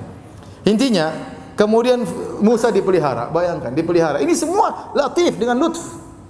Dengan tanpa disadari sama sekali oleh Firaun. Ternyata singa yang dia takuti tersebut dia pelihara sendiri di rumahnya. Kasih makan yang enak sampai Musa menjadi apa? Gagah. Siapa yang pelihara singa tersebut? Firaun. Yang nanti akan menggulingkan singgasana. Jadi maksud saya, itulah Allah Latif. Betapa banyak orang ditinggikan oleh Allah dengan tanpa dia sadari, dan betapa orang dihancurkan tanpa dia sadari. Orang misalnya dia praktek riba, dia zalim. Allah hilangkan kebahagiaannya sedikit demi sedikit tanpa dia. Sebenarnya tapi dia tidak sadar. Mulailah istrinya selingkuh, mulailah anaknya narkoba, mulailah macam-macam pelan-pelan, mulai temannya berkhianat, dan dia tidak menyadari kalau itu semua akibat kezalimannya. Perlahan seperti itu. Itulah Allah Al-Latif. Al-Latif. Tapi di sini kata Allah Subhanahu wa taala,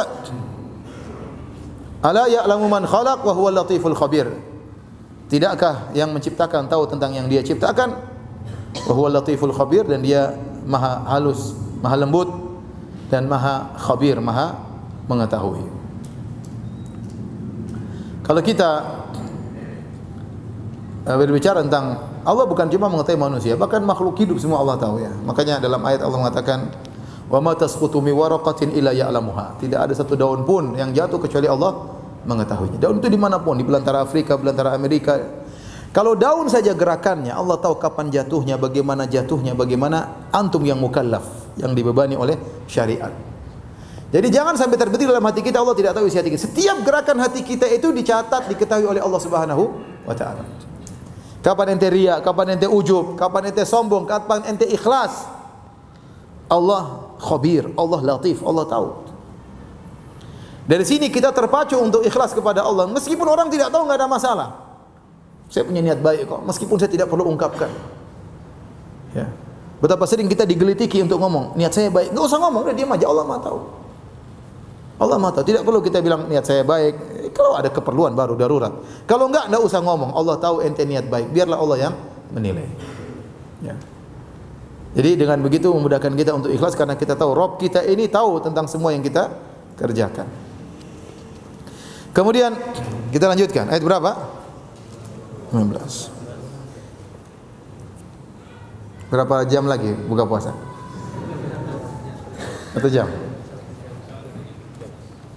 Saya mau bilang break juga gak ada minuman, sama saja. Kita lanjutkan. Kata Allah Subhanahu wa taala, "Huwallazi ja'ala lakumul arda dzalula." Dialah Allah yang telah menjadikan bumi dzalul, dzalul tunduk. Makanya dikatakan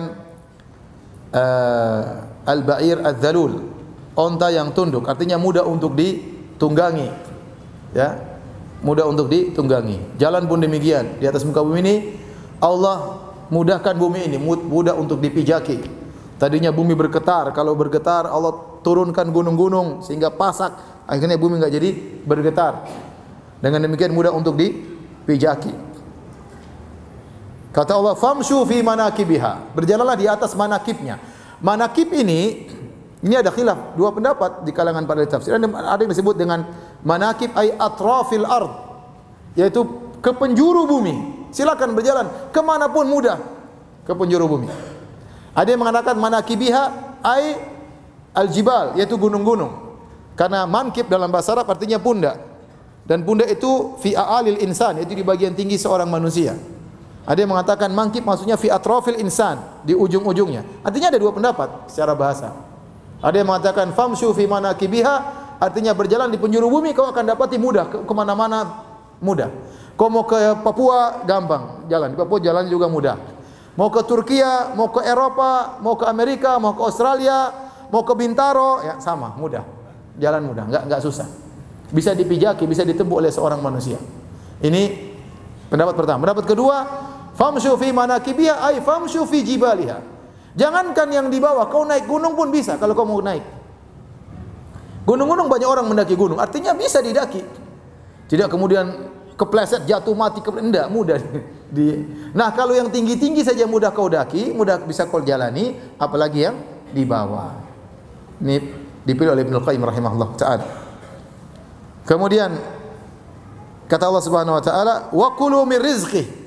Dan makanlah dari rizki yang ada di atas muka bumi, dari rizki Allah di atas muka bumi ini. Wa ilaihin nusyur, dan kepada Allah kalian akan kembali.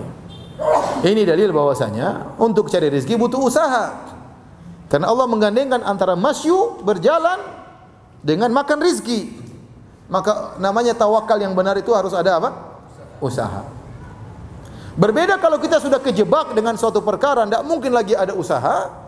Tinggal usaha doa kepada Allah, maka Allah bisa jadi menimbulkan akibat tanpa ada sebab. Tapi tidak boleh seorang menjebak dirinya dengan sebab untuk meraih akibat tanpa sebab, enggak boleh. Contoh, saya mau berdakwah tapi saya enggak bawa HP, saya enggak mau bawa duit. Dakwah kemana? Saya mau pergi ke Papua. Terus gimana enggak bawa duit, enggak bawa? Tenang, saya yakin Allah akan kasih jalan sama saya. Terus gimana caranya? Ente ke Papua nggak mungkin jalan kaki. Ente pasti naik pesawat atau naik apa? Kapal.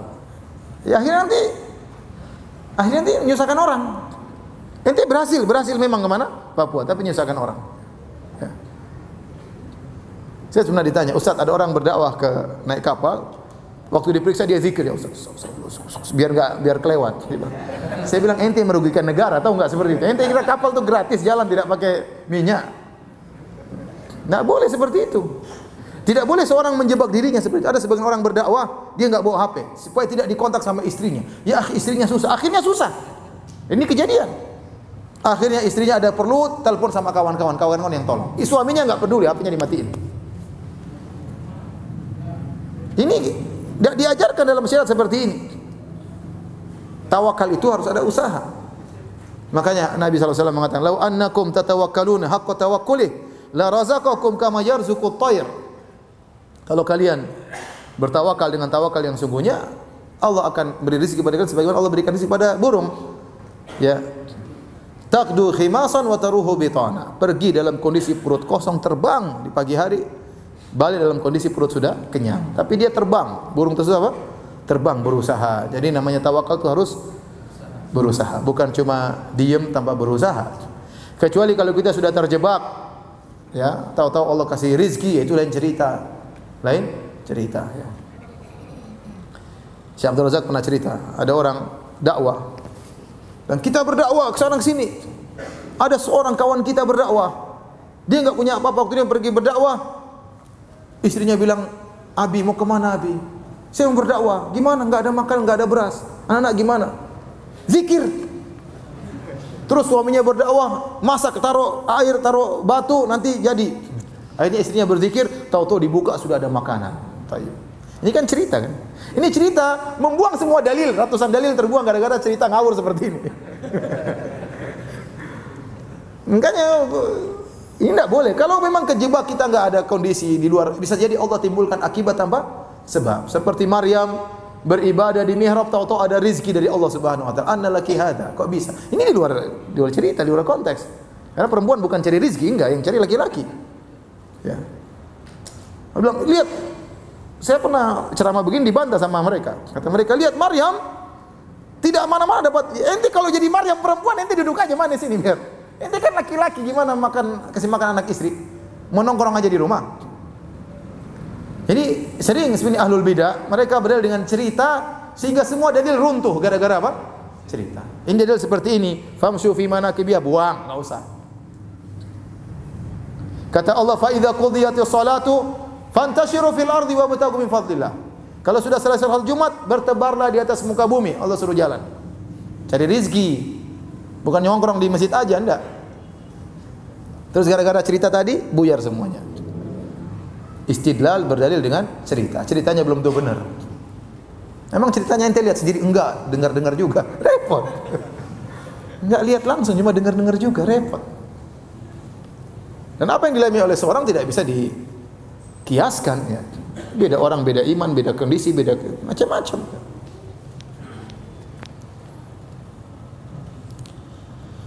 Kata Allah Subhanahu wa taala, "Wa kulu min rizqi wa ilaihin nusyur," dan kepada Allah lah kalian akan kembali. Jadi perlu diingat, seorang cari rezeki silakan, tapi dia harus tahu dia akan kembali kepada Allah Subhanahu wa taala.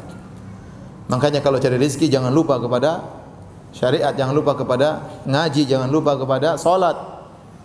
Ya, Allah tidak melarang orang yang cari rezeki, bahkan Allah suruh. Tapi Allah ingatkan, wa ilaihin nusyur. Dalam ayat ini kata Allah, "Famshu fi manakibiha wa kulu min rizqi wa ilaihin nusyur." Berjalanlah di atas penjuru bumi, carilah rezeki, ingat kalian akan kembali kepada Allah. Jadi harus punya bekal akhirat. Dalam surat Al-Jumu'ah kata Allah, "Fa idza qudiyatis salatu fantashiru fil ardi wabtaghu min fadlillah wadhkurullaha katsiran la'allakum tuflihun." Setelah salat Jumat selesai, bertebaran di atas muka bumi, carilah rezeki, tapi zikirlah kepada Allah dengan banyak. Berdagang boleh.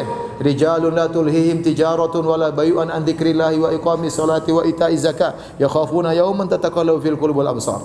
Orang-orang lelaki-lelaki yang mereka mengadakan transaksi, tetapi transaksi mereka, perdagangan mereka tidak membuat mereka untuk lalai dari zikir, dari salat, dari bayar zakat. Makanya kata Nabi sallallahu alaihi wasallam, di antara 7 golongan yang dinaungi oleh Allah pada hari kiamat kelak, rajulun qalbuhu mu'allaqun bil masajid. Seorang yang hatinya rindu ke masjid. Berarti dia di masjid atau tidak? Dia lagi tidak di masjid, dia lagi kerja. Tapi dia rindu untuk kemana? Ke masjid. Berarti dia kerja. Jadi ini dalil bahwasanya tawakal, usaha tidak menafikan tawakal. Bahkan di antara kesempurnaan tawakal adalah apa? Usaha. Contohnya Hajar waktu lihat anaknya kesakitan Ismail, dia lihat tawakal, dia usaha. Naik ke sofa Marwah, bukan nongkrong aja di situ, doa saja enggak, dia masih bisa usaha. Maka dia usaha cari bantuan, berusaha.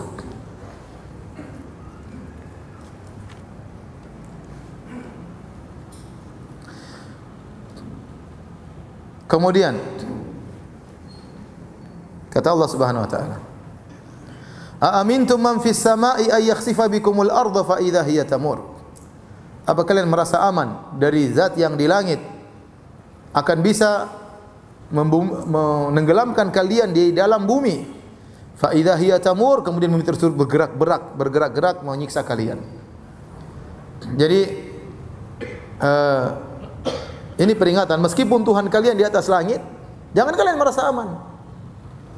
Karena yang di langit mengetahui apa yang terjadi seluruhnya di atas muka bumi. Dan semua yang terjadi di atas muka bumi sesuai dengan keputusan yang ada di langit, yaitu Allah Subhanahu wa taala. Jangan kalian merasa aman.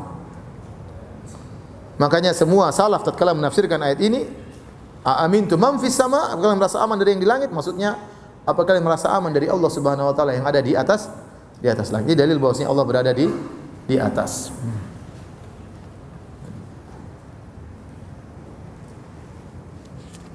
Fa idza hiya tamur, yaitu bergetar, bergerak. Seperti dalam hadis ya, bainama rajulun yamshi ya. Tatkala seorang berjalan dengan dua hullahnya, dua gaunnya yang indah, yatabakhtaru fihima, dan dia sombong dengan dua gaunnya tersebut.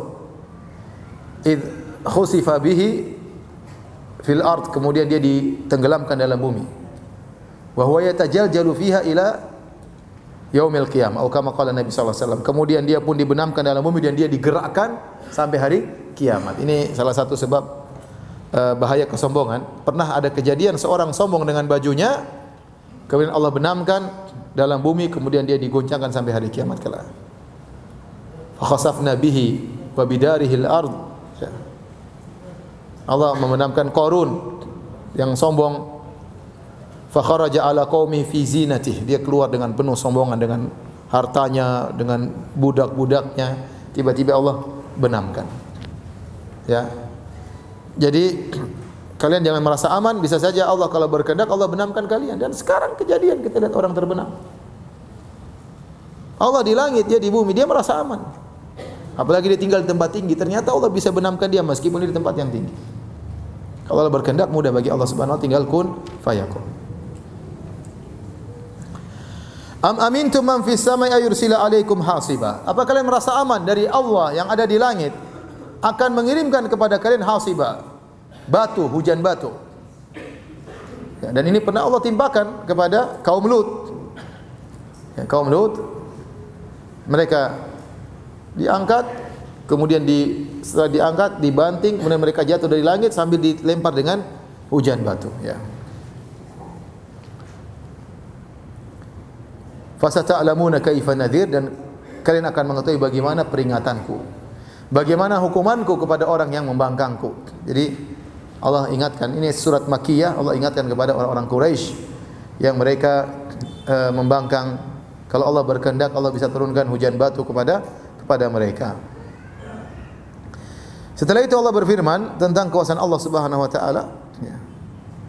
Kata Allah Subhanahu wa taala, awalam yarau ila at-tayri fawqahum, tidakkah mereka melihat kepada burung di atas mereka? Saffati wa yaqbidun. Saffat maksudnya burung-burung tatkala melebarkan sayap mereka waktu mereka berterbangan, itu namanya saffat. Wa yaqbidun maksudnya mereka burung-burung apa? Tatkala mau turun dia atau dia hingga suatu tempat, dia menutup apa? Sayapnya. Ya. Siapa yang bisa menahan mereka? Mayumsikuhunna illa Rahman. Tidak ada yang bisa menahan burung-burung tersebut di langit kecuali Allah Subhanahu wa taala. Betapa banyak hewan yang bentuknya seperti burung tapi tidak bisa terbang. Sayapnya juga ada, contoh bebek, enggak bisa terbang. Padahal sayapnya ada, unggas juga, ayam juga enggak bisa apa? Terbang. Kalau Allah berkehendak, Allah yang tahan mereka sehingga mereka bisa terbang. Allah yang menahan mereka.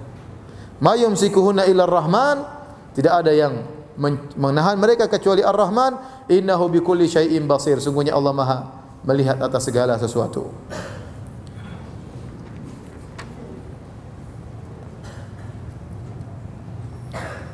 Kemudian kata Allah Subhanahu wa taala, sudah mau habis ya?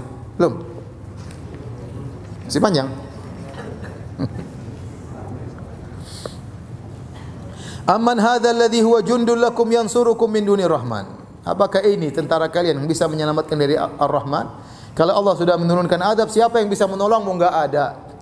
Enggak usah azab. Kalau datang malaikat maut, siapa yang bisa mencegah ente dari malaikat maut?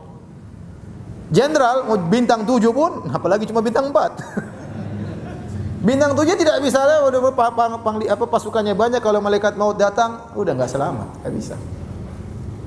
Enggak bisa. Mau raja, mau siapa, ya. Apalagi kalau azab Allah sudah turun, enggak ada yang selamat. Pasukan manapun tidak akan bisa menyelamatkan kalian. Inil kafiruna illa fi ghurur. Sungguh orang kafir terpedaya. Mereka menyangka mereka bisa melawan, mereka bisa ya. Apalagi seperti Abu Jahal yang begitu sombong, angkuh, ya.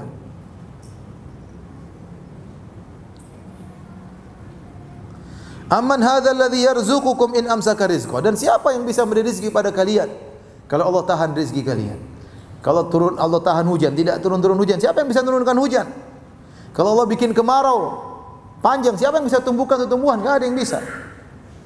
Balajju fi utuwi wa nufur, dan mereka terus tamadau, istamarru mereka terus-terusan sombong dan semakin lari semakin jauh. Inilah orang-orang musyrikin Arab. Kemudian kata Allah, afama yamshi mukibban ala wajhi ahda amma yamshi sawiyan ala siratim mustaqim. Dan apakah orang yang berjalan sambil terjelungkup di atas wajahnya lebih mendapat hidayah ataukah yang berjalan dengan lurus di atas jalan yang lurus? Ini dua tafsiran. Tafsiran pertama mengatakan ini permisalan yang Allah berikan kepada orang mukmin dengan orang kafir di dunia. Orang kafir di dunia Allah samakan seperti afama yamshi mukibban ala wajhi, seperti orang berjalan di atas wajahnya. Artinya otaknya enggak dipakai. Ya. Akalnya tidak dia gunakan untuk beriman kepada Allah Subhanahu wa taala. Dan itu banyak orang-orang enggak berakal sekarang. Coba orang nyembah sapi, akalnya taruh di mana coba? Bayangkan ada satu negara, satu agama, mereka membagi manusia menjadi kasta, 4 kasta. Kasta yang terakhir ya, dihinakan, harus jadi pelayan, dihinakan, pokoknya rendah. Tetapi di balik itu mereka mensucikan sapi, hewan. Subhanallah. Otaknya taruh di mana? Taruh di kepala. Bayangkan manusia mereka hinakan, sapi mereka sembah. Coba. Sapi yang jorok, yang enggak punya akal, yang pipis sembarangan, beol sembarangan, lebih suci daripada manusia kasta tersebut. Menyedihkan. Sampai sebagian mereka berkata, Gandhi berkata bahwasanya sapi lebih ikhlas daripada ibu saya. Sapi lebih baik daripada ibu saya. Kenapa? Karena namanya ibu itu merawat anaknya masih butuh pamrih dari anaknya, enggak ikhlas. Tapi kalau sapi kita minum susunya, dia ikhlas. Kenapa dia ikhlas? Karena dia bahlul, dia enggak ngerti ikhlas. Coba, otak taruh di mana? Makanya afama yamshi mukibban ala wajhi. Orang kafir seperti orang jalan di atas kepala. Kepala itu buat mikir, bukan buat jalan. Ya. Ini bukan orang bilang otakmu jangan taruh di dengkul, otakmu taruh di kaki. Orang kafir.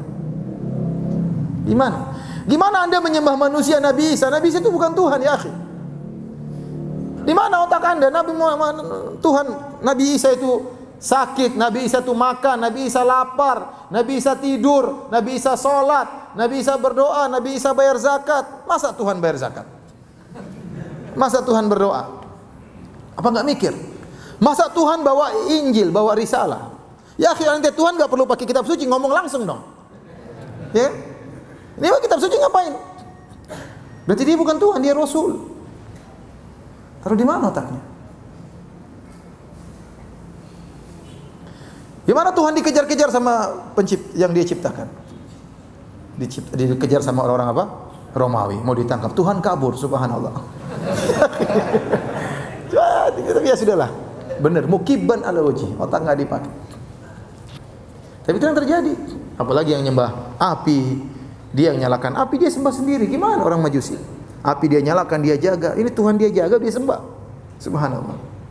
Gimana orang menyembah matahari, menyembah rembulan, ya akhir matahari rembulan itu makhluk. Begitu aja kerjaannya, kemudian anggap Tuhan. Kalau ada orang ngalur ngidur dari Bintaro dari mana? Dari Asuna ke Asoh, bolak-balik itu. Dianggap Tuhan, bolak-balik enggak pernah berubah. Matahari kan gitu tiap hari, terbit, terbenam, terbit, terbenam. Enggak ada kegiatan. Kegiatan cuma itu. Sementara Tuhan fa'alul lima yuri, Maha melakukan apa yang dikehendaki. Apa matahari punya kehendak? Kehendak apa coba? Disembah. Jadi demikianlah ya, orang-orang musyrikin jahiliyah Arab dahulu, mereka menyembah berhala. Otaknya taruh di mana? Enggak ada. Orang-orang sekarang nyembah mayat, otaknya taruh di mana coba? Mayat yang mereka enggak bisa mandi, dia yang mandikan, enggak bisa pakai baju, dia yang kafankan, enggak bisa berdoa, dia yang doakan, enggak bisa salat, dia salatkan, enggak bisa pulang ke kuburan, dia yang kuburkan. Setelah itu dia minta sama mayat tersebut.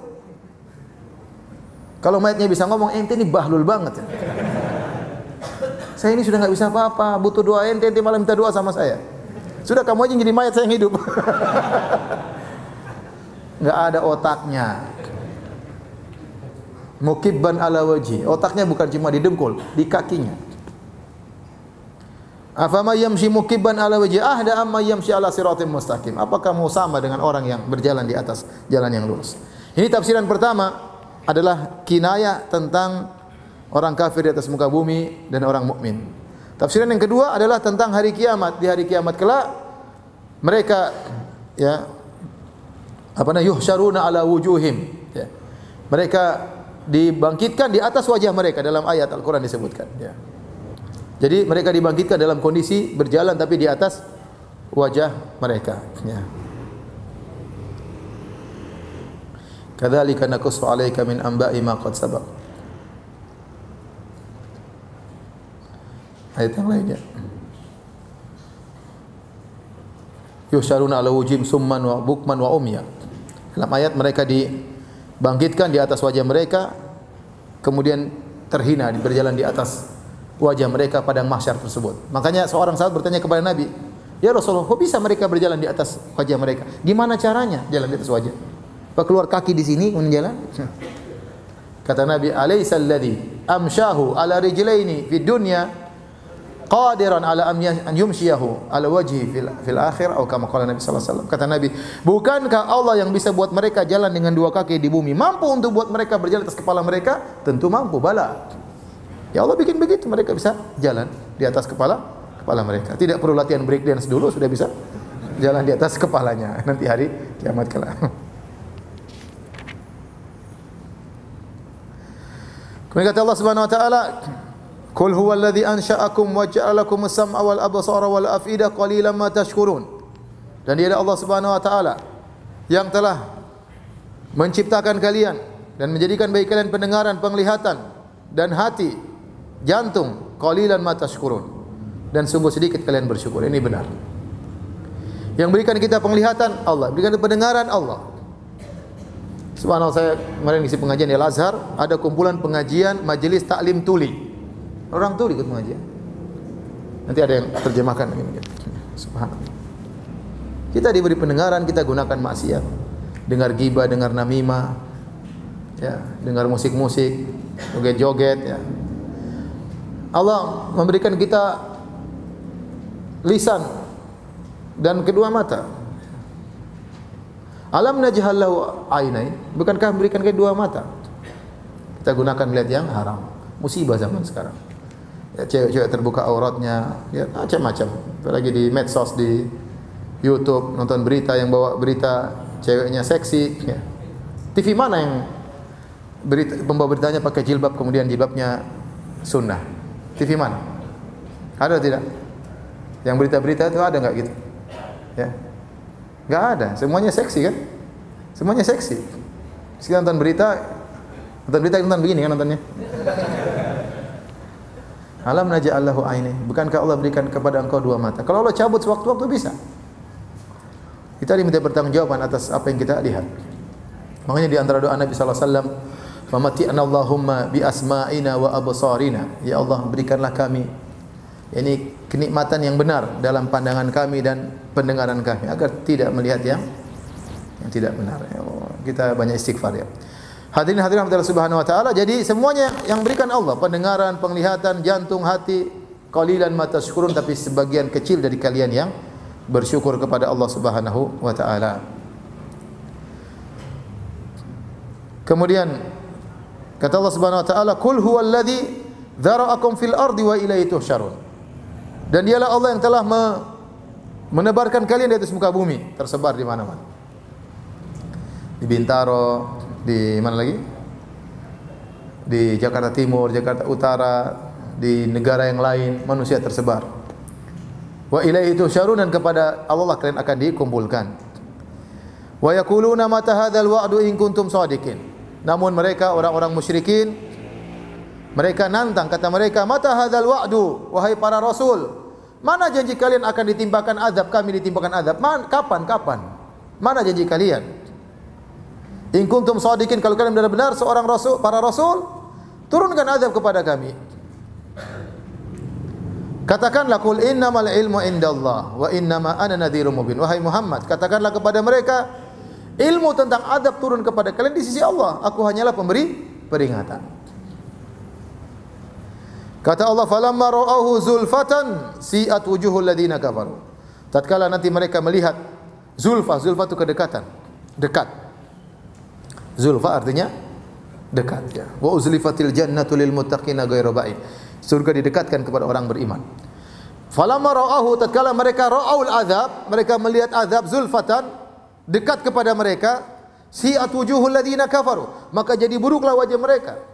Wa qila hadzal ladzi kuntum bihi tad'un, dan dikatakan inilah yang kalian dulu minta-minta ini. Minta kapan azab, kapan azab, kapan azab. Fa askit alaina kisafan, turunkanlah, jatuhkanlah langit kepada kami. Anzil alaina hijaratan minas sama', turunkanlah batu kepada kami. Mereka begitu selalu orang-orang musyrikin. Katanya kau nabi, mana azabnya, mana azabnya? Nanti enggak diazab di dunia, diazab di akhirat. Falamma ra'ahu zulfatan si'at wujuhul ladzina kafaru. Ada yang mengatakan ini dia ditimpa oleh orang musyrikin tatkala dalam perang Badar. Waktu mereka mau tahu mereka bakalan kalah, mereka jadi ketakutan, wajah mereka menjadi terhinakan. Ada yang mengatakan maksudnya pada hari kiamat, wajah mereka menjadi buruk. Yauma tabyaddu wujuh wa taswaddu wujuh. Hari di mana ada wajah berseri-seri dan ada wajah kehitam-hitaman. Yaitu orang-orang yang pelaku maksiat. Wajah mereka menjadi hitam dan hina. Wa qila hadzal ladzi kuntum bihi tad'un, maka dikatakan inilah yang kalian minta-minta dulu. Yang kalian serukan ingin disiksa, inilah siksaannya telah datang. Ada yang mengatakan maksudnya wa qila hadzal ladzi kuntum bihi tad'un, ay yang kalian seru-serukan, yang kalian katakan, propagandakan, la janna wala nar. Wahai Muhammad, ente hanya menghayal, enggak ada surga, enggak ada neraka. Mana surga, mana neraka? Enggak ada. Jadi mereka selalu begitu. Enggak ada hari kiamat, enggak ada surga, enggak ada neraka. Muhammad hanya berkhayal, Muhammad pembohong, asatirul awwalin, hanya dongeng-dongeng orang terdahulu. Jangan percaya. Nah, ini yang kalian ingkari dulu, ini nih nerakanya. Ini di antara tafsiran ayat ini.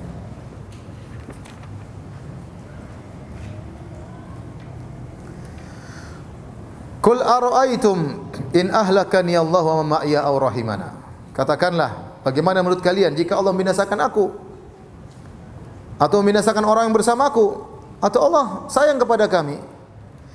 Seakan-akan Nabi berkata, tidak ada hubungannya, kami mati dulu, kami masih hidup, tapi kalau Allah turunkan azab, Allah akan turunkan azab. Apakah kami masih hidup? Apakah kami sudah mati? Apakah di dunia pun di akhirat Allah akan kirim azab kepada kalian? Fama yujirul kafirina min adzabin alim. Siapa yang bisa menyelamatkan orang-orang kafir? Siapa yang bisa melindungi orang-orang kafir dari azab yang pedih?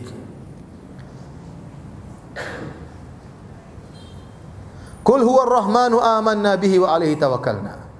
Katakanlah dialah Ar-Rahman yang Maha Penyayang.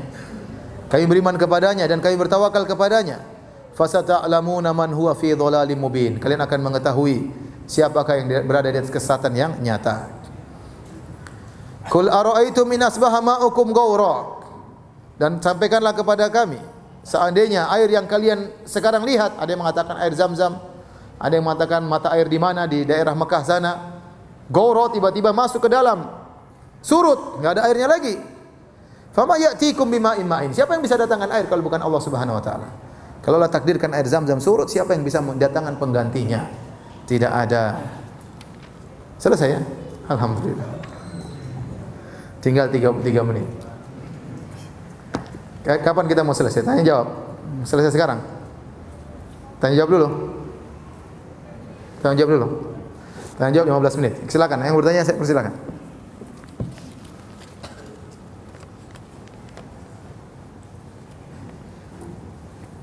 Sudah lapar semua, enggak ada yang tanya. Ini ada pertanyaan satu. Mohon penjelasan kaitan hadis setiap umatku dimaafkan kecuali yang terang-terangan bermaksiat dengan hadis Thauban. Suatu kaum bawa kebaikan sebesar gunung Tihamah lalu Allah jadikan debu karena bermaksiat diam-diam. Sekilas kedua hadis kontradiktif. Ya. Adapun hadis pertama, kullu ummati mu'afan ilal mujahirin. Mu'afan bukan artinya dimaafkan, dari mu'afat. Setiap umatku akan selamat, tetapi keselamatan melazimkan pemaafan. Tapi kalau terjemahan letter like-nya bukan setiap umatku dimaafkan, tidak. Kullu ummatin mu'afan artinya setiap umatku selamat, diterima taubatnya oleh Allah misalnya, terjauhkan dari azab. Illal mujahirin, kecuali yang berlakukan maksiat terang-terangan. Terang-terangan maksudnya di depan orang umum, joget-joget, ya, berzina, dipamer-pamerkan, riba terang-terangan, ya. Silakan kantor riba, ya, misalnya, ya. Mau gade terjamin, riba terjamin, terang-terangan dia riba. Terang-terangan ini seperti ini susah untuk selamat. Kemudian kata Allah, wa inna minal mujahara. Kemudian kata Nabi, Di antara bentuk terang-terangan yaitu orang bermaksiat sendirian, Allah tutup aibnya, kemudian diceritakan besoknya. Jadi dua bentuk. Bentuk pertama memang sejak awal dia terang-terangan, dia terbuka. Yang kedua Allah sudah tutup, kemudian dia ceritakan. Ini semuanya termasuk mujaharah bil maksiyah. Berkaitan dengan kaitan hadis Tsauban, ya, bahwasanya Nabi berkata, ya, la ya'tiyanna aqwam min ummati ya'tuna bi amsalil jibali, ya, tihamah, ya, faja'alaha haba'an mansura, atau kama qala Nabi sallallahu alaihi wasallam, akan ada kaumku yang datang dengan pahala sebesar gunung Tihamah. Kemudian Allah jadikan pahala tersebut hancur lebur. Kemudian siapa mereka? Kata Rasulullah sallallahu alaihi wasallam, kaumun idza khalau bi maharimillah intahakuha. Mereka adalah orang tatkala bersendirian melakukan maksiat maka mereka melanggar, ya. Hadis ini ditakwilkan oleh sebagian ulama, ya. Hadis ini berkaitan dengan orang-orang yang kafir, ada yang orang kafir, ya. Ya. Ada yang orang-orang munafik maksudnya, ya. Orang munafik bukan maksudnya orang yang saleh kemudian terkadang terjerumus dalam maksiat, terkadang tersesat, tenggelam dalam maksiat, ya. Tapi orang munafik. Karena hadis tadi mengatakan kalau orang yang bertobat diterima apa? Taubatnya. Atau dibawakan kepada orang-orang yang tidak bertobat. Jadi tidak bertentangan sebenarnya hadisnya. Itu pun bagi yang menghasankan hadis ini. Allah alam bisawab. Ya.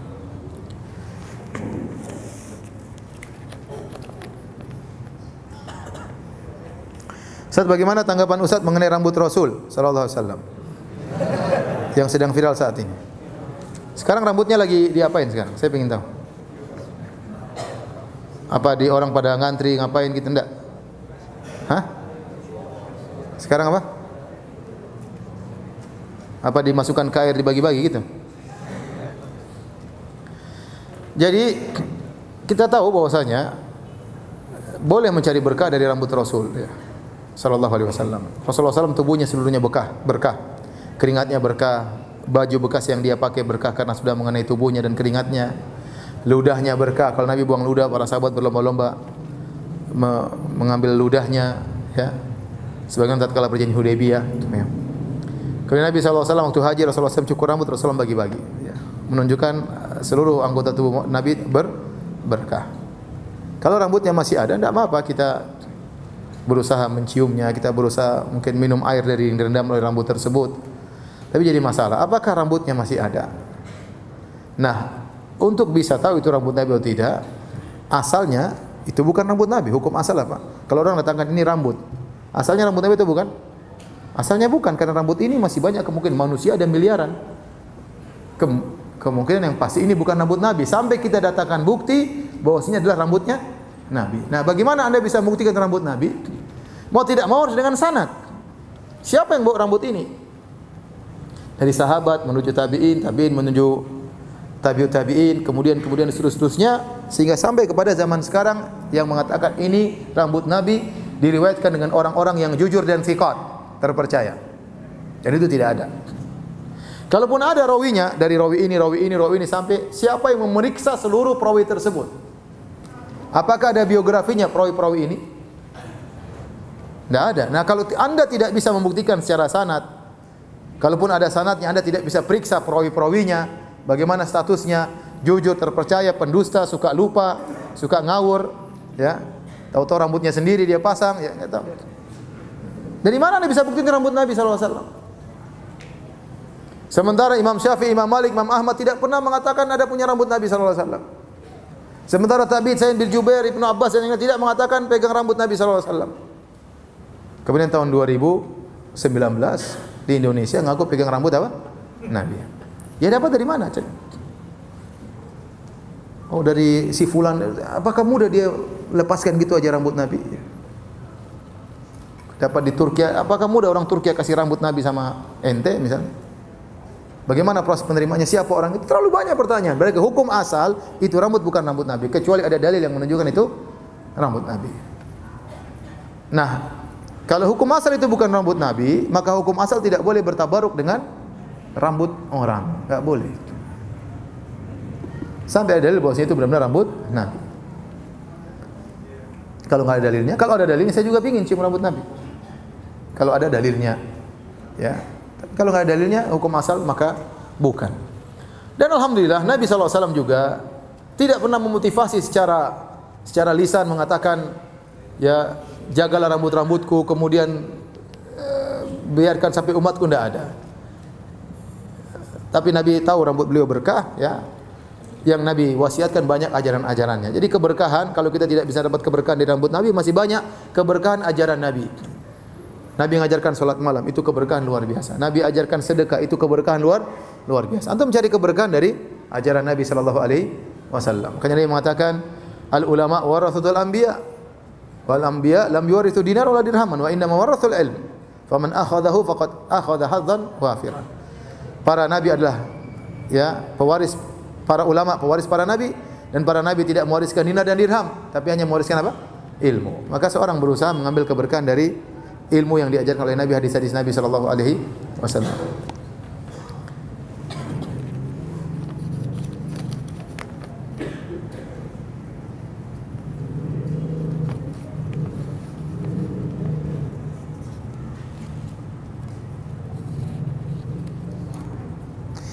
Ustaz, apakah seorang boleh menanyakan suatu perkara kepada seorang dai atau ustaz padahal dia telah mengetahui jawaban masalah tersebut dari seorang syekh melalui internet?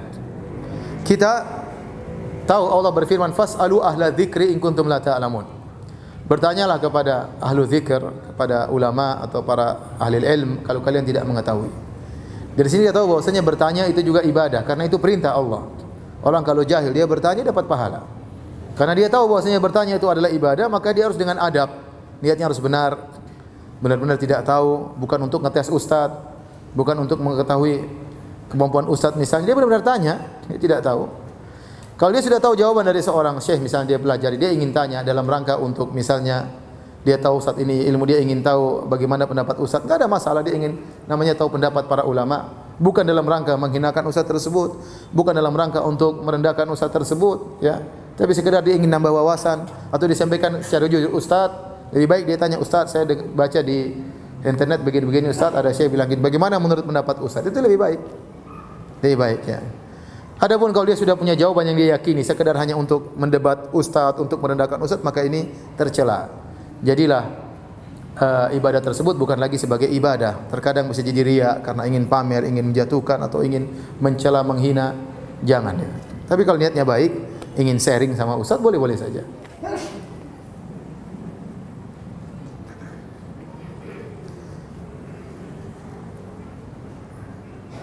Mohon nasihatnya mengenai merapatkan saf solat berjamaah. Apakah memang kaki harus benar-benar rapat? Karena pada prakteknya jadi mencari kaki, menekan, mengunci kaki orang. Bukankah berdosa? Ya, antum sunnahnya kita menempelkan kaki, sunnahnya, zahir hadis. Tetapi Syekh Utsaimin bawakan itu sunnah di awal. Di awal yang penting tujuan dari saf adalah rata. Biar saf itu apa? Rata. Kalau sudah rata, sudah rapat, tidak harus nempel terus. Tidak harus nempel terus, ya. Kalau kerapian kelulusan tersebut sudah tercapai, tidak perlu nempel terus. Tapi awal kita perlu nempel, ya. Terus nempel jangan paksa, jangan injak orang, ya. Saya sering kaki saya diinjak, sering, ya. Saya tahan aja tapi betul, saya sering diinjak sama orang.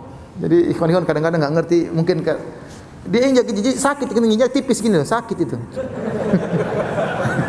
Ini benar, tapi saya tahan aja, aduh. Bagaimana nanti gimana? Sudahlah. Kadang-kadang saya tarik pinggir-pinggir dikit, dia injak lagi. Jangan, ya sudahlah. Kalau antum orang itu sudah merasa mulai menjauh, berarti ada masalah. Ente jangan cari masalah lagi. Dia sudah menarik kaki, sudah, ente jangan paksa ngejar kakinya. Karena kemungkinan nginjak itu mungkin, dan saya sering diinjak. Mungkin saya juga sering injak orang mungkin. Tapi saya pengalaman sering diinjak. Jadi nempel kemudian apa? Nginjak. Jangan, itu mengganggu, namanya idza. Adiyah, mengganggu orang lain, tidak boleh. Menghilangkan kekhusyuannya, ya. Kalaupun menempel kaki sunnah, maka wajib tidak boleh mengganggu apa? Orang lain. Jadi bilang di awal oke lah kita nempel kaki, yang penting rata, sudah rapi, ya. Sudah, setelah itu tidak harus lagi, ya. Kalau ada yang nempel dengan lembut, dengan halus, tidak apa-apa. Itu lebih baik menjalankan sunnah. Tapi kalau saya menginjak, maka jangan. Kalau sesamping kita mulai narik kaki, tidak ingin disandarkan, jangan kita paksa. Jangan kita paksa. Dia sudah narik kaki, kita lebar lagi. Sampai kita kakinya gua begini. Jangan, tidak usah. Tidak usah. Ya sunnah tapi prakteknya harus lihat-lihat juga kondisi.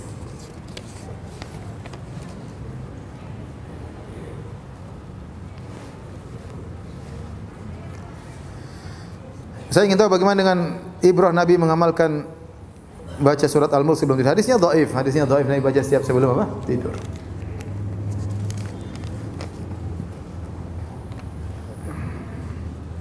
Ustaz mohon penjelasan ayat 15. Famshu fi manakibiha, maka jelajahilah di segala penjurunya. Apakah yang diperintahkan untuk menjelajahi bumi? Bagaimana traveling ke penjuru dunia? Enggak lah. Kurang kerjaan ya.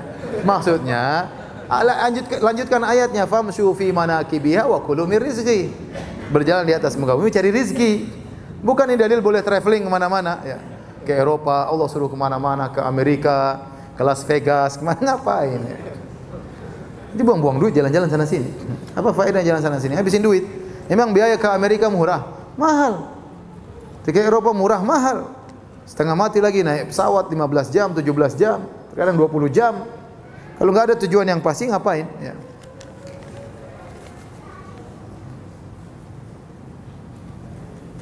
Apakah boleh mengungkapkan jasa kebaikan kepada anak agar anak kita berempati? Apakah yang termasuk tidak ikhlas? Tidak. Kita mengajari anak kita. Ya, Allah mengingatkan jasa orang tua kepada anak-anak. Ya. Kita jelaskan tidak apa-apa. Nah, kita misalnya kasih tahu dia taat sama ibunya. Ibumu yang begini, ibumu yang begini. Ya. Tidak usah ibu yang bilang, tapi kita yang bilangkan. Nanti ibu juga ngomongin kita kepada anak kita, bapakmu yang setengah mati cari kerja sampai ditolak-tolak pekerjaannya dan macam-macam. Jadi tidak apa-apa karena anak-anak terkadang lupa, harus kita ingatkan, tidak ada masalah. Kita enggak ada niat riya sama anak-anak, enggak ya.